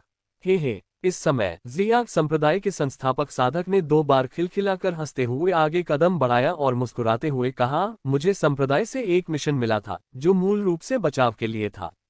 आने से पहले मुझे लगा था कि आपका झाओ परिवार पतन के कगार पर है। अब लगता है कि यह सब एक नाटक था। इस बिंदु पर उनका लहजा अचानक ठंडा पड़ गया और उन्होंने दाव को सख्ती से फटकारा। बकवास। क्या तुम मेरे जियांग संप्रदाय द्वारा जारी किए गए 10,000 मील एक रेखा ताबीज का इसी तरह उपयोग करते हो? तुम झाओ परिवार वाले तो सरासर निराश हो। तुम जैसे निकम्मों के लिए ग्रैंड मास्टर हान ने अपने सारे संपर्क और प्रभाव का इस्तेमाल करके तुम्हें ड्रैगन काप झील का पट्टा 200 साल के लिए नवीनीकृत करवाया। अब लगता है उन्होंने पूरी तरह से गलती कर दी। क्या मैं पूछ सकता हूँ, वरिष्ठ, आप और पूर्वज हान कौन है? झाओ जिंगांग ने आश्चर्य और संदेह के साथ दाव से पूछा। इस समय झाओ जिनफू ने पूर्वव्यापी रूप से दाव का परिचय देते हुए कहा, जूनियर मार्शल अंकल चेन के गुरु तलवारबाज हैं। दाव लोग। ये सुनकर झाओ परिवार तुरंत समझ गया। स्वॉर्ड मैनियाक दाओ रेन, हान शुवानवू ओल्ड एंसेस्टर के सबसे बड़े शिष्य थे और उस समय झाओ परिवार के साथ उनके बहुत अच्छे संबंध थे और सटीक रूप से कहें तो वे परिवार की दूसरी शाखा के अधिक करीब थे।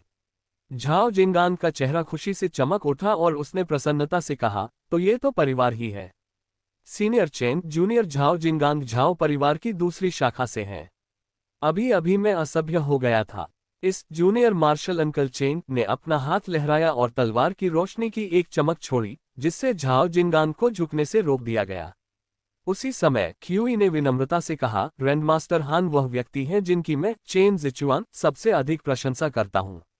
आपकी दूसरी पत्नी में उनका वंश है, इसलिए ऐसी औपचारिकताओं की कोई आवश्यकता नहीं है। झाओ जिंगान का चेहरा और भी ज्यादा उत्साहित हो गया और उन्होंने साथ ही झुकने का अपना इशारा भी वापस ले लिया।